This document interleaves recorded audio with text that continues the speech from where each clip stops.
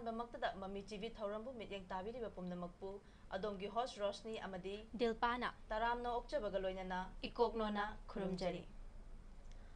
ꯑꯋꯥꯡ ꯅꯣꯡꯄꯣꯛꯀꯤ ꯆꯤꯗꯥꯏꯗ ꯆꯤꯡꯂꯣꯜ ꯃꯥꯄꯜꯅ ꯀꯣꯏꯁꯤꯜꯂꯤꯕꯤ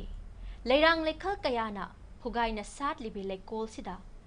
ꯑꯩꯒꯤ ꯍꯥꯏꯕ ꯋꯥꯈꯜꯅ ꯃꯥꯡꯗ ꯊꯥꯗꯨꯅ ꯏꯁꯥꯒꯤ ꯑꯃꯗꯤ ꯏꯐꯨꯔꯨꯞꯀꯤ ꯈꯛꯇ ꯈꯟꯕ ꯃꯤꯑꯣꯏ ꯀꯌꯥꯅ ꯈꯨꯟꯅꯥꯏ ꯑꯁꯤꯕꯨ ꯇꯪꯗꯨ ꯂꯩꯇꯥꯍꯟꯗꯦ ꯑꯃꯒꯒꯤ ꯃꯔꯛꯇ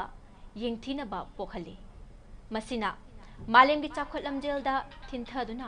ꯁꯔꯨꯛ ꯌꯥꯕ ꯉꯝꯗꯅ ꯂꯩꯈꯥ ꯇꯥꯍꯜꯂꯤ ꯅꯤꯡꯁꯤꯡꯂꯨꯕꯗ ꯁꯣꯏꯗꯅ ꯅꯤꯡꯉꯝꯗꯕ ꯄꯣꯛꯀꯅꯤ ꯏꯅꯤꯡ ꯇꯝꯅ ꯃꯇꯝꯕꯥꯛꯇ ꯆꯦꯟ ꯆꯣꯡꯗꯨꯅ ꯁꯥꯟꯅꯖꯕ ꯆꯥꯌꯣꯛ ꯅꯥꯎꯌꯣꯛ ꯐꯕꯤ ꯄꯨꯛꯆꯦꯜ ꯇꯞꯄꯤ ꯄꯣꯛꯅꯐꯝ ꯏꯃꯥꯒꯨꯝꯕꯤ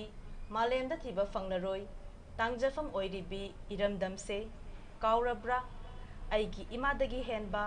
ꯏꯃꯥ ꯄꯨꯝꯅꯃꯛꯇꯒꯤꯁꯨ ꯍꯦꯜꯂꯕꯤ ꯏꯔꯝꯗꯝ ꯏꯃꯥ ꯂꯩꯕꯥꯛꯅꯤ ꯍꯥꯏꯕꯁꯤ ꯀꯂꯛ ꯃꯤꯍꯧ ꯊꯥꯗꯣꯛꯇꯨꯅ ꯃꯆꯣꯏ ꯇꯥꯕꯒꯤ ꯋꯥꯈꯜ ꯇꯨꯡꯑꯣꯏꯅꯔꯝꯂꯒ ꯏꯔꯝꯗꯝ ꯏꯃꯥꯕꯨ ꯄꯤꯔꯥꯡ ꯇꯩꯊꯣꯛꯇꯨꯅ ꯏꯃꯥꯕꯨ ꯃꯣꯃꯣꯟ ꯃꯤꯅꯣꯛ ꯇꯝꯍꯜꯂꯁꯤ ꯉꯁꯤꯁꯨ ꯃꯍꯧꯁꯥꯒꯨꯝ ꯄꯨꯗꯨꯅ ꯂꯥꯛꯆꯔꯦ ꯃꯃꯤ ꯇꯤꯚꯤꯅ ꯏꯁꯩ ꯈꯟꯕꯒꯤ ꯊꯧꯔꯝ ꯏꯁꯩ ꯈꯟꯕ ꯈꯛꯇ ꯅꯠꯇꯅ ꯑꯗꯣꯝꯒꯤ ꯄꯨꯛꯅꯤꯡꯗ ꯂꯩꯕ ꯋꯥꯔꯣꯜꯁꯨ ꯊꯝꯕꯤꯅꯕ ꯅꯤꯡꯁꯤꯡꯖꯔꯤ ꯑꯩꯈꯣꯏꯅ ꯄꯤꯖꯔꯤꯕ ꯐꯣꯟ ꯅꯝꯕꯔ 9233577337 ꯍꯥꯏꯔꯤꯕ ꯅꯝꯕꯔ ꯑꯁꯤꯗ ꯀꯣꯜ ꯇꯧꯕꯤꯔꯛꯇꯨꯅ ꯑꯗꯣꯝꯒꯤ ꯑꯄꯥꯝꯕ ꯏꯁꯩ ꯑꯗꯨ ꯈꯟꯕꯤꯌꯨ ꯑꯍꯥꯟꯕ ꯑꯁꯤꯗꯤ ꯆꯦ ꯃꯃꯤ ꯇꯤꯚꯤꯒꯤ ꯆꯠꯅꯕꯤ ꯑꯃ ꯑꯣꯏꯅ ꯂꯩꯕꯥꯛ ꯅꯤꯡꯕ ꯏꯁꯩ ꯑꯃ ꯑꯣꯏꯅ ꯃꯌꯥꯝ ꯄꯨꯟꯅ ꯇꯥꯃꯤꯟꯅꯁꯤ ꯃꯌꯥꯝ ꯂꯩꯕꯥꯛ ꯅꯤꯡꯕ ꯏꯁꯩ ꯑꯃ ꯈꯨꯗꯣꯜ ꯇꯝꯖꯔꯛꯀꯦ ꯃꯌꯥꯝ ꯄꯨꯟꯅ ꯇꯥꯃꯤꯟꯅꯁꯤ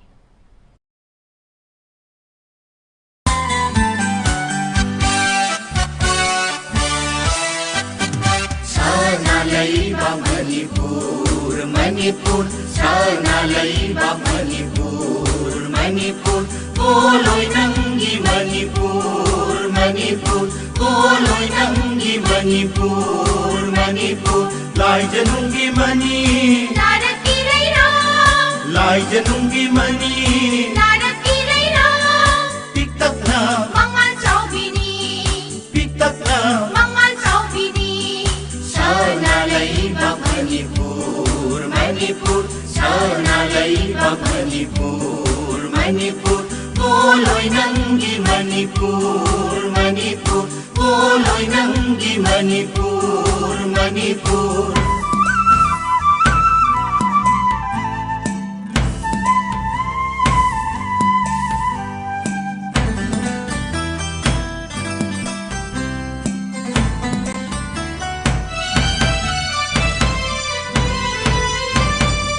Inungbungdagi haurakpi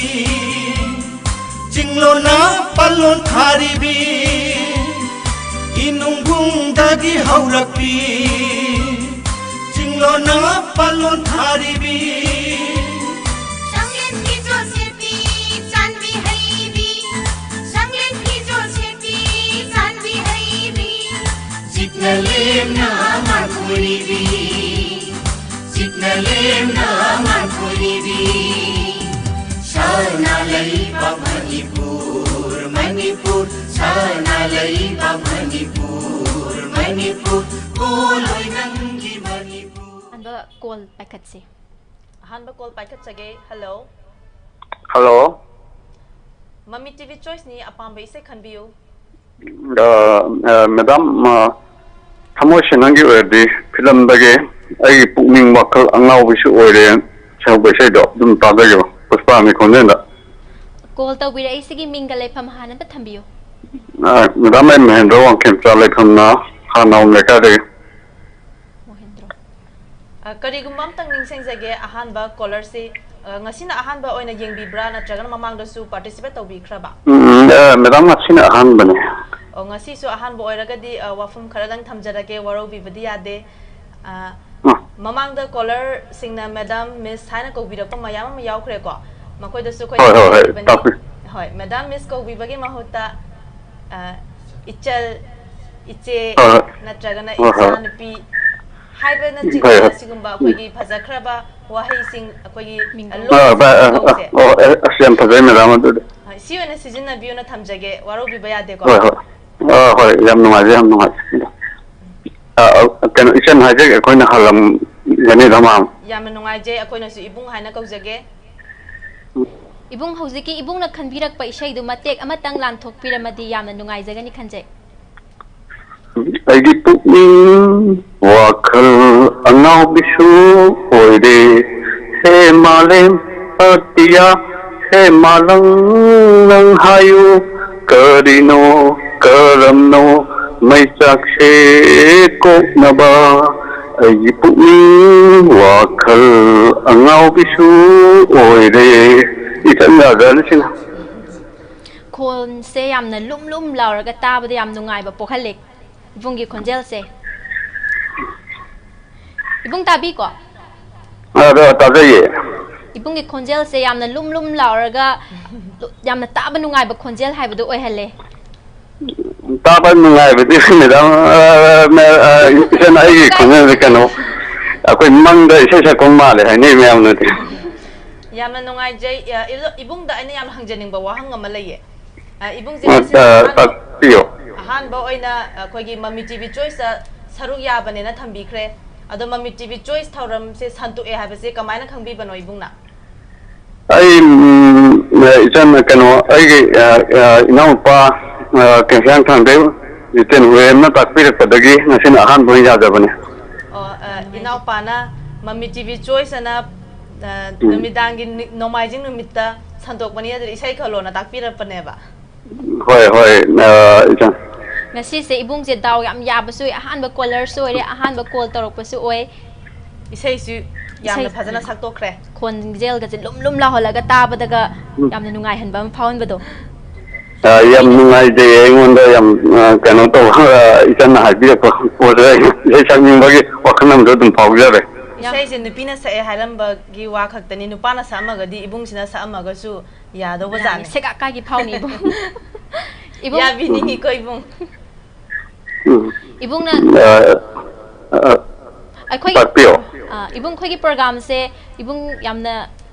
hai sigumba program ma isai nongmai khan bagi program ma silak pa ibung gi wakhalon da kai phaubi bage yam nuwaje chan yam nuwaje habde akhoi gi pung kumai mandung da pung amakak ngonda nungai ba pibi ba mi awa pothan baje sigi da mukta mi tv ro nam khoi le tan thagat tage Thagachari ibungsu ibungna su akhoi gi program se yamna nungai haina takpira banina asigumba yamna nungai ba program se atopa mi oi da su soidana yengning hanba madi phauram gani ibungna nungai bagum atai mingon da su nungai hange haibagi wakhan se khanbi ragadi akhoi gi santok chari ba thoram asi share to biu like to biu miyam da su haibi na thamjage ibung hoi thagachari chan ai jo aina khanga da mungai yauna ba khona ba ai dum haijage angamo tengpang jage ibung aduga akhoi ngasigi Mami TV choice haina phamjari ba se akhoi isai nungmai khanba khata kisuna te khoi pukningi oiba warul su thambiu amadi aikoina Mami TV pangthok chabagi nunggi oiba khoi mutkraba muthika doraba khoi paurau poktak sing su naina bagi tanjam ju khoi hapchai maru oina tabi aina hai hoi tabe aina haining bade togi muthika doraba khoi khulni seigumba dagi khungjom parbagumba dagi thaina gi wari liba khotpa jemis kan hoi program se kitang happen bega de yam hena nungajini hai jim tang hajage mani ibung akhoi ibung na hoji haibi ki ba program mayam do khoi Mami TV na leptana adum haana de hauna ju satharaga adum su lakli hauzik su sathari sathana ba khoi yam kan hona jari ibung na Mami TV yeng ba lepi be yade soidana ibung na pami ba thoram sing ado khoi mathang hapcharake happa ga sula e je mamang dagi so khoi happa ga sula e aduga adum matkha ta absum happa kini maramdi akhoi Mami TV haibesidi mut khoi ke dawar ba khoi culture tradition sing je khoi yokhat pagi pandam da yamna pamjaba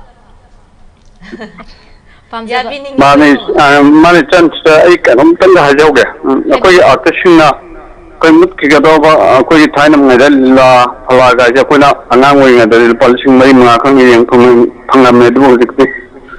ni phuya kai yau ge ni phuya kai yau ramna koi lila phala se to bogi chang chu am han dare se kitang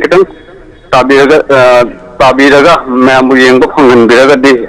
ngajani haba koi ge sangstan thing da hajage aduga chana kano koi film kumam badan hawai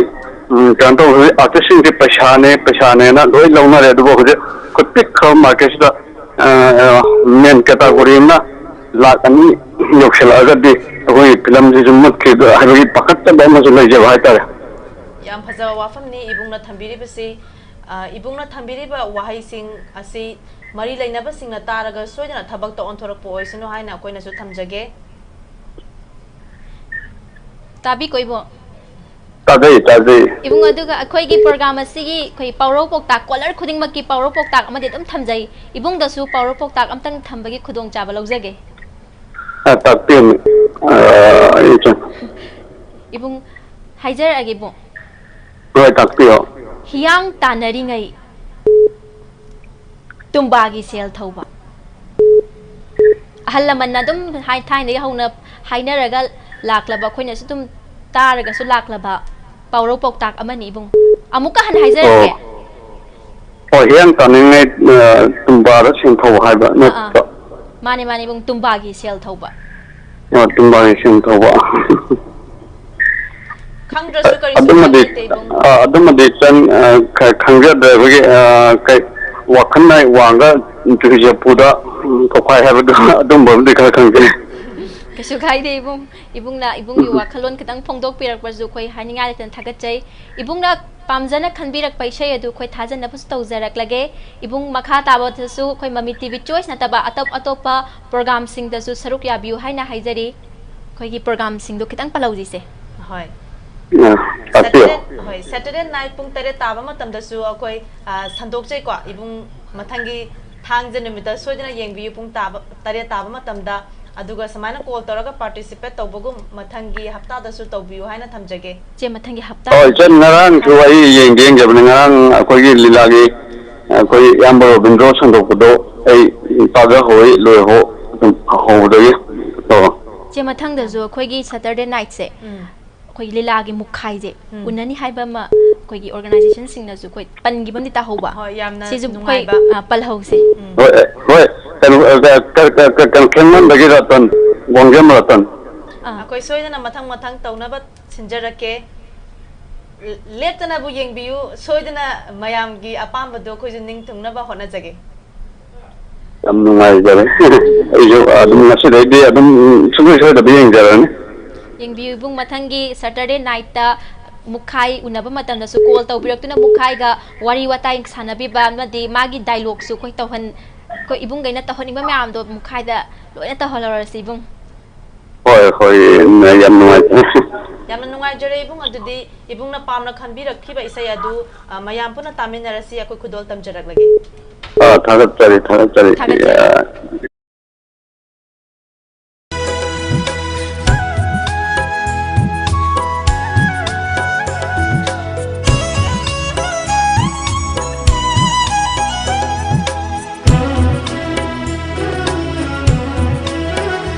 aigi pukning lay kolse mani muktana lairang oina shat lere yenglu khuding nangi shatam aigi thamoy layom se marup sa singnaba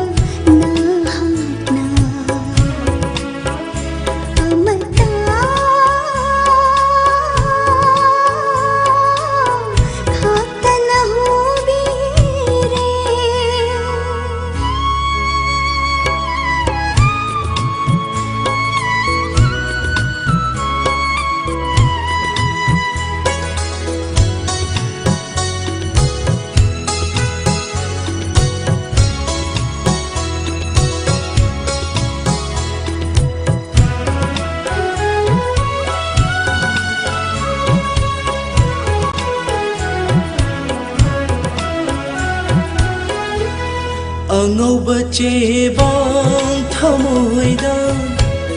ye khare nangi phajaba aigi mislida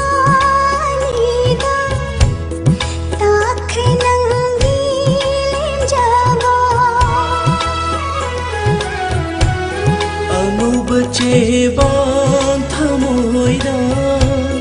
ꯌꯦꯛꯈ꯭ꯔꯦ ꯅꯪꯒꯤ ꯐꯖꯕ ꯑꯩꯒꯤ ꯃꯤꯠꯌꯦꯡꯗ ꯇꯥꯈ꯭ꯔꯦ ꯅꯪꯒꯤ ꯂꯦꯝꯖꯕ ꯍꯥꯡꯂꯕ ꯑꯇꯤꯌꯥꯕꯨ ꯌꯦꯡꯂꯨꯕ ꯅꯪꯒꯤ ꯁꯛꯇꯝꯅ ꯊꯟꯈꯔꯦ ꯃꯥꯂꯦꯝ ꯑꯀꯣꯏꯕ ꯌꯦꯡꯂꯨꯕ ꯄꯥꯡꯒꯜꯂꯕ ꯅꯪꯇ ꯃꯉꯥꯜꯔꯦ ꯑꯩꯒꯤ ꯄꯨꯛꯅꯤꯡ ꯂꯩꯀꯣꯜꯁꯦ ꯃꯅꯤꯃꯨꯛ ꯇꯥꯅ ꯃꯊꯪꯒꯤ ꯀꯣꯜ ꯑꯃꯨꯛ ꯂꯧꯈꯠꯆꯒꯦ hello Hello, Chabe Manibu Aham kai kunibu uchari. इकाई खुनजरी पाबुंग बुसु पाबुंग अपाम बैसे दु खनबिरो पाबुंग से कोई कनानो दि खंजरे अदु अपाम बैसे दु हान खनबिरो पाबुंग Isai di Machar film degina. होय Hoi babu. TJ na sakhiba isai yamna phawkhibane. Ai di iraroi haibdu tajik. Ai di iraroi. Babung Babung yamna artha laiba isai ni Babung mamangda su isai khalakpa matamda Babung isai phaja nang thokpira I hataki isai si ju Babung na matek amtang ngang thokpira mo. Hoi ngang jeke. Haurage. हौबिरो पाबुंग Hoi. Ai di iraroi. Ai di iraroi. Punsi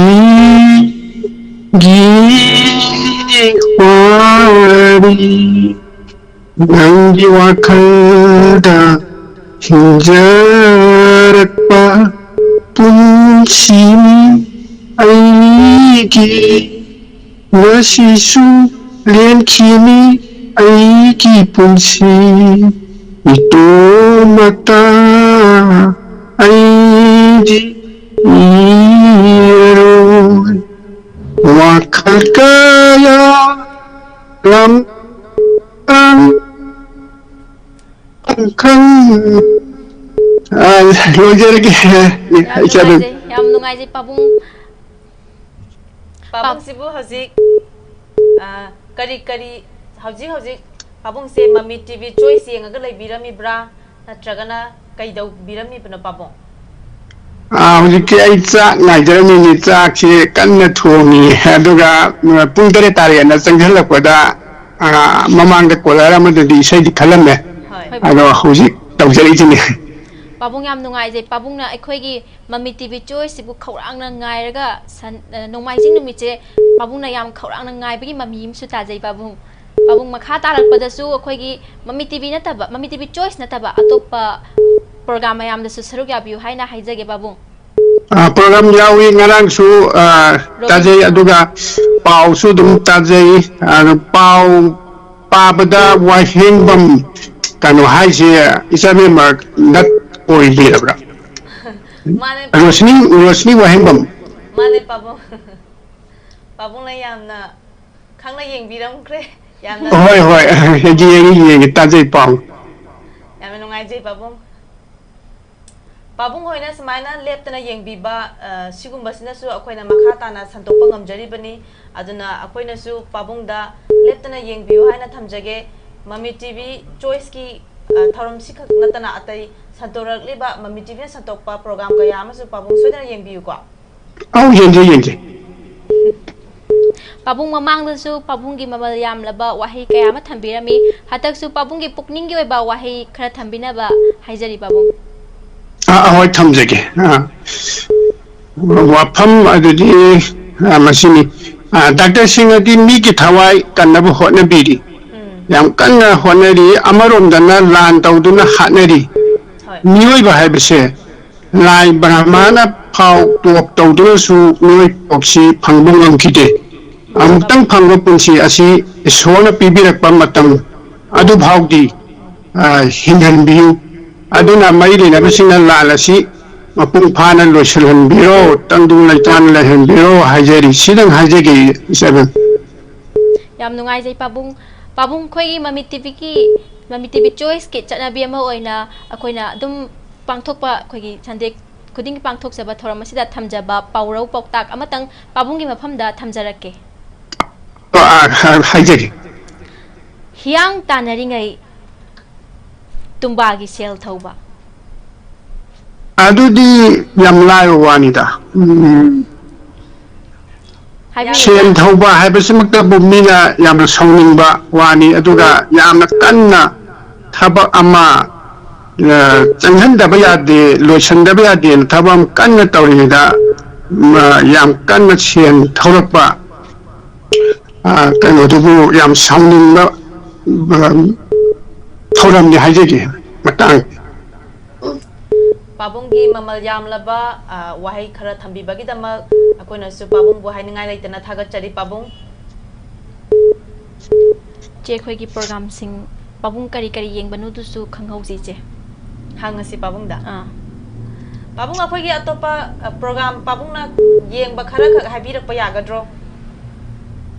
येंगबा हाइजे हौजिकतन हाइग्रिदनि पाउ येंगी अदगी ngarangi tawramdu yengi adagi hojikchu mami choisisu ngasadi ngaarga sa kongnang thonghoro haraga pamambadagi hogalaga tawri kon yang un tari Mami TV choice koina samana sandokjabasi pabunggi wakhalda kari phawbi bage nungaiba natragana kari hapkat haningba kari pabunggi wakhalda kari si hapchilagadi phajagani kainaga haiba wakhalga leibibro pabong ayam nungai thoramse ado aina hap चल हनिंबा अमदि लेजै लेबुति कनोगी audio quiz हागद्रा quiz दा इसाई थारा थारागा मागी इसाई सिगी सही बसी कलाकार करम बनो अदगी सही बन्नीची ममिंग करी कवी अदगी मतांग से ककन लेदना क्विज हाइदारे ऑडियो इसाई थारागा दुसु हपचल हनिंगिन पाबुंग अदुगी थोरम दुसु खोइ हपचिनबा कन होना जरी पाबुंग ahoy पाबुंगी ngasi isai se khoigi nungai taba khoigi asugumba isai ma khanbirak ibase kai wakhal degi khanbirak poidino traga pabung taning naga laibadegi khanbirak pa isai oidubra nungai taba amati leitade ado kanore isai meksi yamna phau kheba matamdu su yamna pamjegi ba degi isai meksi yamna nungai tabada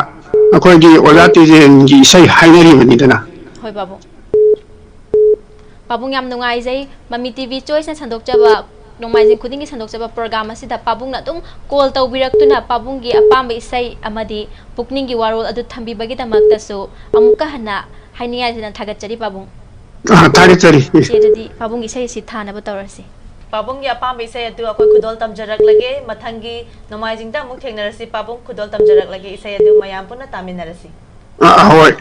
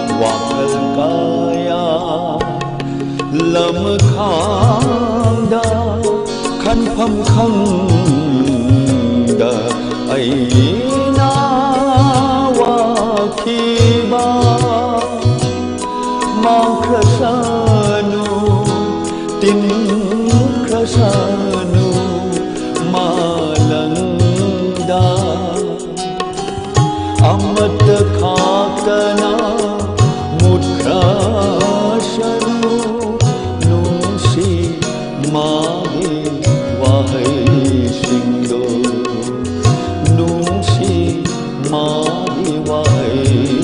singdu ai Mathangi call am lokhalase. Hello. Hello. Hello. Habiyu Mami TV choice ni. Ai tau jale je kano dene lilong dagi ne. Lilong dagi apa bai se Lilong dagi ai ni sa tom ba ko le. Sana tomba mamang da su call. Tau bira kre sana tomba apa mai sai tha khan biyo. Isai je kano se abra ko je matam isai or se abra natraga ko je film isai or se abra. Adum ya ya. apa bai se Ya. biyo. Oh ya ba. Hoi. Ado ni ka Swami Kumar ki isai am khanwa ki. Khan biyo. Biyo yani.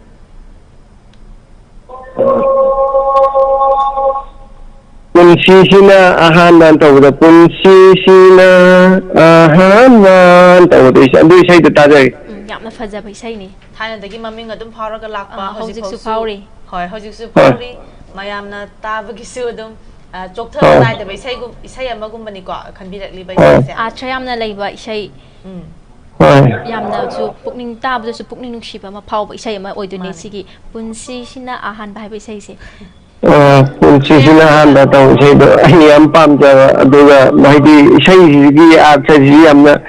haide an artha chen ba aduga ni jo ekta ba tu law bai tare. Hojik kai ngasi kai mathel chabirage nungdang sibo. Nungdang gi je macha di cha bi ai je ado atai budi mingi family atai budi lo chana re ngasi je nga thongba maga aduga kangsoi amaga tawe. Nga thongba kangsoi ga di karam ba cha dai ba de kangsoi sina Kangsoi ya hayeng ayuk kita tam ni. kanana chaning na thonginong nga sa chaningi. Nga thong mado kano ko ang kangsoi cha da yaw ba. Kangsoi cha da ba yaw gi nga thong ba. Nga ma cha ba yaw da bi kangsoi thong ko na ta ba. Kangsoi nungai di. Kangsoi cha da bi nga thong ma dem tong jare du di na tra. Sister ke cha bi ga si gi tak si Akhoi di mayam gi seba tok jari chai sing cha jadri. Sai am na wan tung koi na si tau ngan boy dio do khai so so da pair tau ge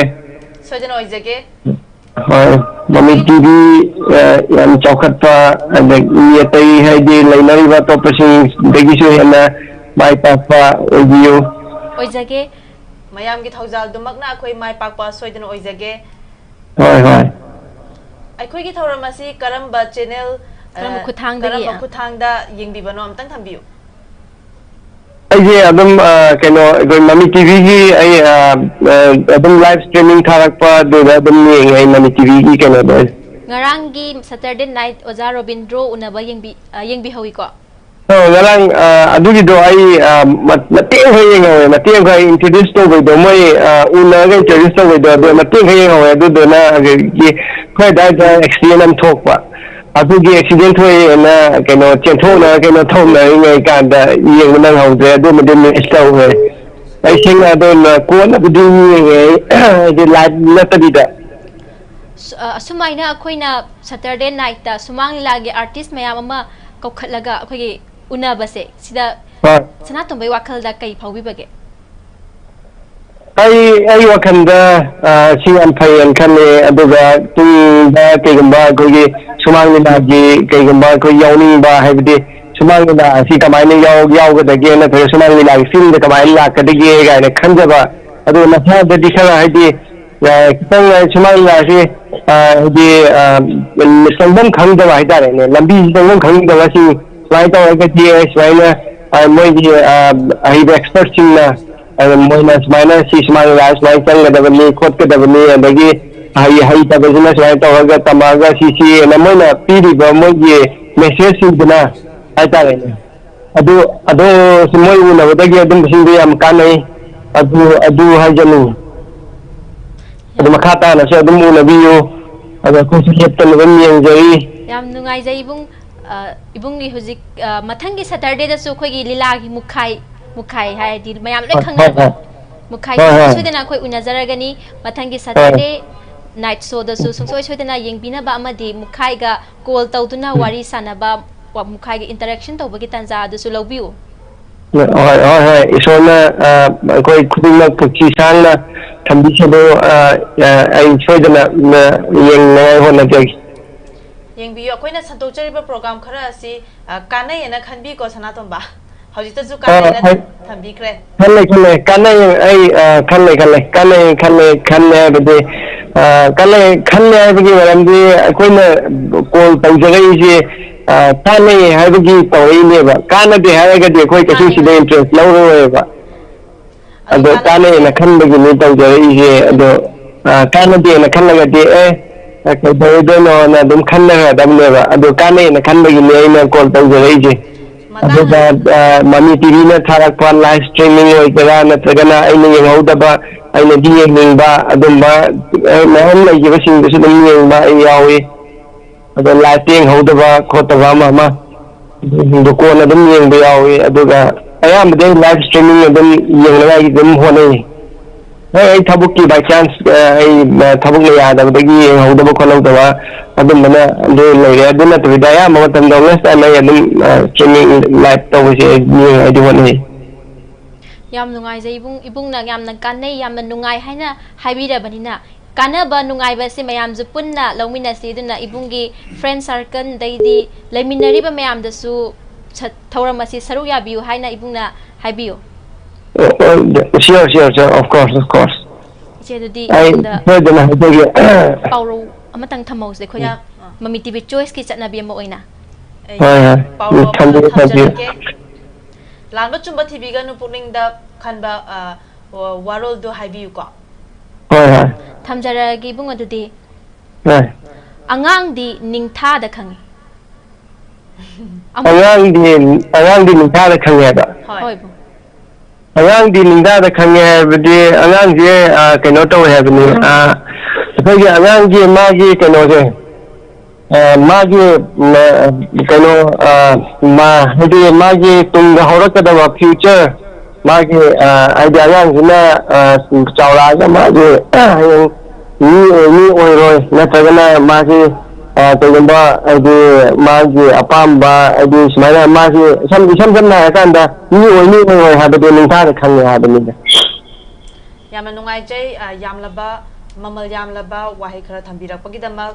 hojik sanatom bana pamna khanbi rakhiba isai adu akhoi khudol tamjarak lage mayam puna taminarasi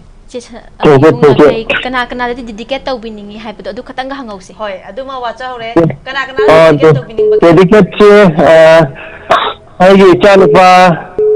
ani mai nupi amaga nupi dana tobine chanpa ani rani na han kawe aduga mana dagi chanpa yai na tomba sirina raban kawe aduga tombisi gina jesi kawe moi hung gantang dum tawage aduga ko family singa do ai manaba singa mama adu do tawa yam nungai jai ibungna pamna khanbirak paisai adu khoi khudol tamjarak lage ai khoi gi thorma sida leptana saruk ya birak pagi damakta su haininga laitana thagachari thank you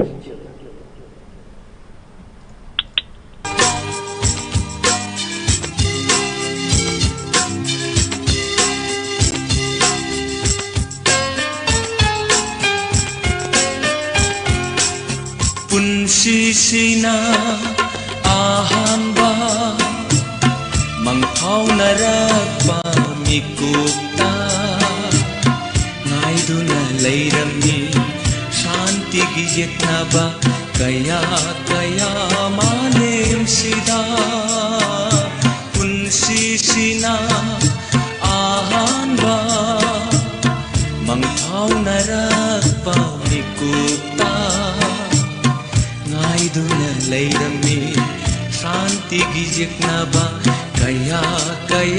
malem sida thijarui ai haksu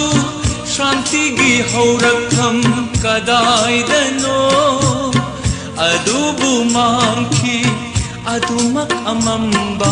maikhulata mahaki punsisina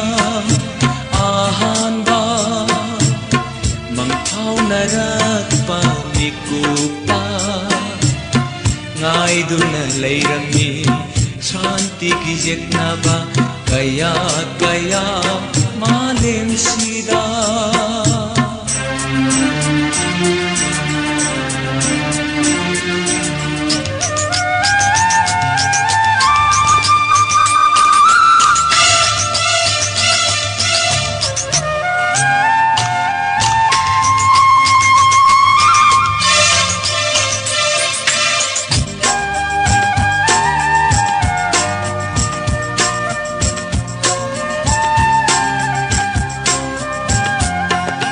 Ajum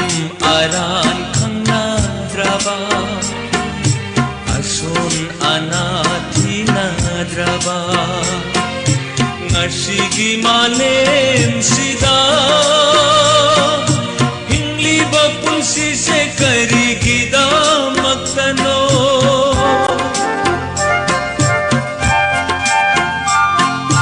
Ajum aran khangnadraba Asun anathinadraba ngasigi malem sida hingliba punsi se karigida mathangi call amuk lokhachage hello hello Mami TV choice ni apa mai sai khanbiu call dikta hello ma'am hi biu tajai Mami TV choice ni good evening ma'am good evening isai amta khanjage tawga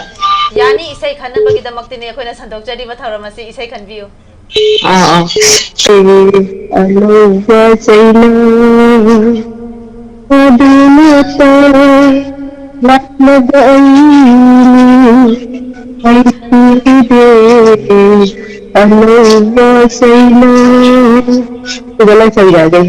khonjel si am phajai ji bu khonjel lan thokpa khonjel saktok pa je pamu bagi male silagi je isai se sum kai hai tare isai am pamde ba hoi sakpadi kaya su je hai tabai tare da ani isai pam da ba kanam ta leite war su isai nungai su isai hainari bane shila se hoji kari di hotna birige madam ai yum da muka khane ko hoi hoi ando sayari sila koi kainom tang haijarake haibi waro bibati ade ekhoi gi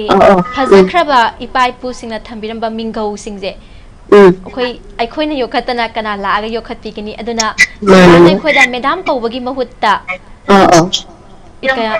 silana hanban manbiragana silana mayam kawbibado adu maino na kawbiyo na haijage madam to ase sila yai ko iche sum kawage ko waro bibadi ade akoina ya waro bi wa so be sengo pai sidi hoi akoina sendok chabasunate adubu sila asigi khudong chaba si laujaraga mayamna su tabiriba mayam Mami TV choice bu yengbiriba mayamna su akoigi leiramiba host ani sigi hoi akoigi leiramiba akoigi ming kobirasu ya ke shukai de ko aduga leiramiba akoigi wahai akoina seasonariba akoigi loan se sisi oina akoi promote tawmina se na thamjage sigi khudong chaba si lauraga yam ngai se lagi khudong chaba lauraga akoi banigi ming se habitang hayo se maramdi mayamna kawbada kitang nungai tabagi ming oina kawning ba lairamasu se mamang ta hauda ba hoi Mami TV ming oina kobirasu ya aigi ming na Roshni kauje sila aigi ming na Dilpak mana Rosni ba ko ai ming je kitang kawbada mayam na kitang ahan ba tabda nungai taba habidi kawbada kitang nungai taba oi bane ba Dilparani na di kawbira me ai imaga babaga na adubu mayam na kawba nungai tabdagi Dilpa haraga adum samjan biraga mayam na adum kawbiyo na haijagi shilana yengbiri basi TV da yengbi bane na habi gre ko TV da yengbi Facebook adagi YouTube so khoi adum loina sandok chai sidadi yengbi da bra shilase YouTube tawraga ne TV da yengjabane ba TV da thadok saraga ya nungai je shila ado kona sandok chari ba program asibu nungai kana khanbi bro nungai ai som yengje phone di hum ngasi na han bane ba ko hoi hai ta phone je tawraga ꯆꯠꯀꯗ꯭ꯔꯥ ꯆꯠꯂꯣꯏꯗ꯭ꯔꯥ ꯏꯁꯩ ꯋꯥꯐꯝꯁꯤꯗ ꯁꯨꯝ ꯇꯥꯕ ꯃꯌꯥꯝꯅ ꯈꯟꯕꯤꯔꯛꯄ ꯈꯣꯠꯄ ꯏꯁꯩ ꯀꯩꯀꯥꯁꯦ ꯉꯁꯤꯗꯤ ꯑꯩꯅ phone ꯑꯝꯇ ꯇꯧꯔꯒ ꯑꯣꯖꯥ ꯍꯧꯗꯣꯛꯅꯕꯒꯤ ꯏꯁꯩꯁꯦ ꯑꯝꯇ ꯈꯜꯂ ꯇꯥꯖꯒꯦꯅ ꯌꯥꯝ ꯅꯨꯡꯉꯥꯏꯖꯩ ꯁꯤꯂꯥ ꯉꯁꯤꯗꯤ ꯗꯥꯎꯁꯨ ꯌꯥꯝ ꯌꯥꯕ ꯑꯣꯏꯔꯦ ꯁꯤꯂꯥ ꯀꯣꯜ ꯐꯪꯕꯤꯔꯦ ꯑꯩꯈꯣꯏꯒꯁꯨ ꯋꯥꯔꯤ ꯋꯥꯇꯥꯏ ꯁꯥꯟꯅꯕ ꯋꯥꯔꯤ ꯋꯥꯇꯥꯏꯁꯨ ꯁꯥꯟꯅꯔꯦ ꯏꯁꯩ ꯐꯖꯕ ꯑꯃꯁꯨ ꯈꯟꯇꯣꯔꯛꯑꯦ ꯑꯗꯣ ꯁꯤꯂꯥꯁꯦ ꯑꯩꯈꯣꯏꯒꯤ ꯁꯨꯃꯥꯏꯅ ꯁꯤꯒꯨꯝꯕ ꯄ꯭ꯔꯣꯒ꯭ꯔꯥꯝ ꯑꯃ ꯁꯟꯇꯣꯛꯑꯦ ꯍꯥꯏꯕꯁꯦ ꯀꯃꯥꯏꯅ ꯈꯪꯕꯤꯕꯅꯣ ꯈꯪꯉꯦ ꯁꯨꯝ ꯍꯥꯟꯅꯗꯒꯤ ꯃꯃꯤ ꯇꯤꯚꯤ ꯑꯗꯨꯝ ꯌꯦꯡꯗꯅ ꯂꯩꯕꯤꯕ꯭ꯔꯥ ꯌꯦꯡꯉꯤ ꯃꯃꯤ ꯇꯤꯚꯤꯅ ꯁꯟꯗꯣꯛꯆꯕ ꯀꯔꯤ ꯍꯥꯏꯕꯗꯤ ꯀꯔꯤ ꯄ꯭ꯔꯣꯒ꯭ꯔꯥꯝꯒꯗꯤ ꯌꯦꯡꯕꯤ ꯑꯩꯁꯦ ꯀꯩꯅꯣꯒꯤ ꯑꯩꯈꯣꯏꯒꯤ ꯑꯅꯥꯕꯒꯤꯀꯣ ꯍꯦꯜꯊꯀꯤ ꯃꯇꯥꯡꯗ ꯑꯗꯨꯒꯨꯝꯕꯁꯦ ꯈꯔ ꯁꯨꯝ ꯌꯦꯡꯉꯦ ꯑꯗꯒꯤꯗꯤ ꯏꯁꯩ ꯅꯨꯡꯉꯥꯏꯕꯁꯤ ꯈꯔ ꯁꯨꯝ ꯌꯦꯡꯉꯦ ꯍꯦꯜꯊꯀꯤ ꯃꯇꯥꯡꯗꯅ ꯑꯩꯈꯣꯏꯒꯤ ꯐ꯭ꯔꯥꯏꯗꯦ ꯅꯨꯃꯤꯠꯀꯤ ꯄꯨꯡ 7 ꯇꯥꯕ ꯃꯇꯝꯗ ꯁꯨꯡꯁꯣꯏ ꯁꯣꯏꯗꯅ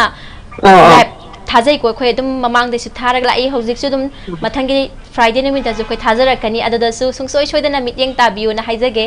ꯍꯣꯏ ꯁꯤꯂꯥꯗꯨꯒ ꯑꯩꯈꯣꯏꯒꯤ ꯃꯃꯤ ꯇꯤꯚꯤ ꯆꯣꯏꯁꯀꯤ ꯆꯠꯅꯕꯤ ꯑꯃ ꯑꯣꯏꯅ ꯑꯩꯈꯣꯏꯒꯤ ꯃꯨꯠꯈꯤꯒꯗꯧꯔꯕ ꯏꯄꯥ ꯏꯄꯨꯁꯤꯡꯅ ꯊꯝꯕꯤꯔꯝꯕ ꯋꯥꯍꯩ ꯑꯃꯇꯪ ꯍꯥꯏꯔꯒ ꯅꯨꯡꯗ ꯋꯥꯔꯣꯜ ꯃꯌꯥꯝ ꯑꯃ ꯐꯨꯝꯃꯒ ꯊꯝꯕꯤꯔꯝꯕ ꯄꯥꯎꯔꯧ ꯄꯥꯎꯇꯥꯛꯁꯤꯡꯁꯦ ꯁꯤꯁꯦ ꯌꯣꯛꯈꯠꯄꯒꯤ ꯄꯥꯟꯗꯝꯗꯁꯨ ꯃꯔꯨꯑꯣꯏꯅ ꯑꯩꯈꯣꯏ ꯄꯥꯡꯊꯣꯛꯆꯕ ꯃꯃꯤ ꯇꯤꯚꯤ ꯆꯣꯏꯁꯅꯦꯕ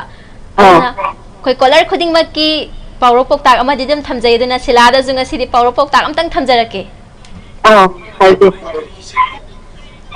ꯍꯨꯔꯥꯟ ꯃꯇꯨꯡ ꯃꯩꯔꯤꯡꯕ ꯀꯩꯅꯣ ꯍꯥꯏꯕꯗꯤ ꯊꯣꯛꯈ꯭ꯔꯕ ꯃꯇꯨꯡꯗꯀꯣ ꯊꯣꯛꯇ꯭ꯔꯤꯉꯩꯗ ꯑꯩꯈꯣꯏ ꯈꯪꯍꯧꯗꯕ ꯍꯥꯏꯇꯥꯔꯦ ꯊꯣꯛꯈ꯭ꯔ ꯃꯇꯨꯡꯗ ꯈꯪꯂꯛꯄ ꯒ꯭ꯌꯥꯟ ꯇꯥꯔꯛꯄ ꯁꯨꯃꯥꯏꯅ ꯁꯨꯝ ꯁꯝꯅ ꯍꯥꯏꯖꯔꯒꯦ ꯁꯤꯂꯥꯅ ꯍꯧꯖꯤꯛ ꯈꯟꯕꯤꯈꯤꯕ ꯏꯁꯩꯁꯦ ꯃꯇꯦꯛ ꯑꯝꯇꯪ ꯉꯪꯊꯣꯛꯄꯤꯔꯝꯃꯗꯤ ꯌꯥꯝꯅ ꯅꯨꯡꯉꯥꯏꯌꯦꯅ ꯈꯟꯖꯩ ꯑꯅꯤꯔꯛ ꯁꯨꯗꯧꯔꯦ ꯍꯟꯗꯛ ꯈꯜꯂꯛꯄꯁꯤ ꯉꯪꯈ꯭ꯔꯦꯕ ꯑꯗꯣ ꯑꯃꯨꯛꯀꯁꯨ ꯇꯥꯅꯤꯡꯕ ꯑꯣꯏꯔꯕ ꯋꯥꯔꯧꯕꯤꯕ ꯌꯥꯗꯦ ꯁꯤꯂꯥ ꯃꯇꯦꯛ ꯑꯝꯇꯪ ꯊꯝꯕꯤꯔꯝꯃꯣ ꯏꯁꯩ ꯍꯣꯏ ꯁꯛꯆꯔꯛꯀꯦ ꯌꯥꯝ ꯏꯀꯥꯏꯖꯩꯌꯦ ꯐꯣꯟꯁꯦ ꯏꯀꯥꯏꯕꯤꯒꯅꯨ ꯑꯩꯈꯣꯏꯁꯨ ꯌꯥꯝ ꯏꯀꯥꯏꯅ ꯐꯝꯃꯒ ꯁꯤꯂꯥꯒ ꯋꯥꯔꯤ ꯁꯥꯟꯅꯔꯤꯅꯤ ꯈꯟꯕꯤꯌꯨꯀꯣ ꯍꯣꯏ ꯁꯛꯆꯔꯛꯀꯦ ꯔꯣꯁꯅꯤ ꯋꯥꯗꯨꯂꯦꯞꯇ ꯅꯛꯂꯕ ꯑꯩ ꯀꯤꯔꯨꯗꯦ ꯑꯅꯧꯕ ꯆꯩꯅꯥ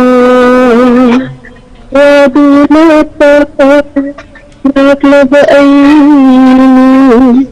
ꯑꯩ ꯀꯤꯔꯨꯗꯦ ꯑꯅꯧꯕ ꯆꯩꯅꯥ ꯌꯥꯝ ꯅꯨꯡꯉꯥꯏꯖꯩ ꯁꯤꯂꯥꯅ ꯑꯍꯥꯟꯕ ꯑꯩꯈꯣꯏꯒꯤ ꯀꯣꯂꯔ ꯑꯣꯏꯗꯣꯏꯅꯤ ꯏꯁꯩ ꯑꯅꯤꯔꯛ ꯍꯟꯅ ꯑꯩꯈꯣꯏꯅ ꯁꯛꯍꯜꯂꯤꯁꯦ ꯐꯖꯃꯟꯕꯒꯤ ꯑꯩꯈꯣꯏ ꯏꯁꯩꯁꯦ ꯑꯃꯨꯛꯀꯁꯨ ꯍꯟꯅ ꯇꯥꯅꯤꯡꯕ ꯌꯥꯝꯅ ꯅꯨꯡꯁꯤꯕ ꯌꯥꯝꯅ ꯇꯥꯅꯤꯡꯕ ꯏꯁꯩꯁꯨ ꯑꯣꯏꯕ ꯁꯤꯂꯥ ꯑꯩꯈꯣꯏꯒꯤ ꯏꯁꯩꯁꯦ ꯁꯤꯂꯥꯒꯤ ꯄꯨꯟꯁꯤꯒ ꯃꯔꯤ ꯂꯩꯅꯕꯒ ꯑꯣꯏꯗꯣꯏꯔꯥ ꯑꯩꯅ ꯁꯨꯝ ꯏꯁꯩ ꯃꯌꯦꯛꯁꯦꯀꯣ ꯇꯥꯔꯒ ꯀꯩ ꯍꯥꯏꯇꯥꯔꯦ ꯃꯤꯑꯣꯏꯕ ꯍꯥꯏꯁꯦ ꯑꯋꯥꯕ ꯁꯨꯝ ꯃꯈꯜ ꯁꯨꯝ ꯊꯦꯡꯅꯔ ꯂꯥꯛꯑꯦꯀꯣ ꯃꯥꯅꯦ ꯇꯥꯏꯕꯪꯗ ꯈꯣꯡꯗꯥꯔꯛꯄꯗꯒꯤ ꯑꯗꯨꯅ ꯀꯩ ꯍꯥꯏꯇꯥꯔꯦ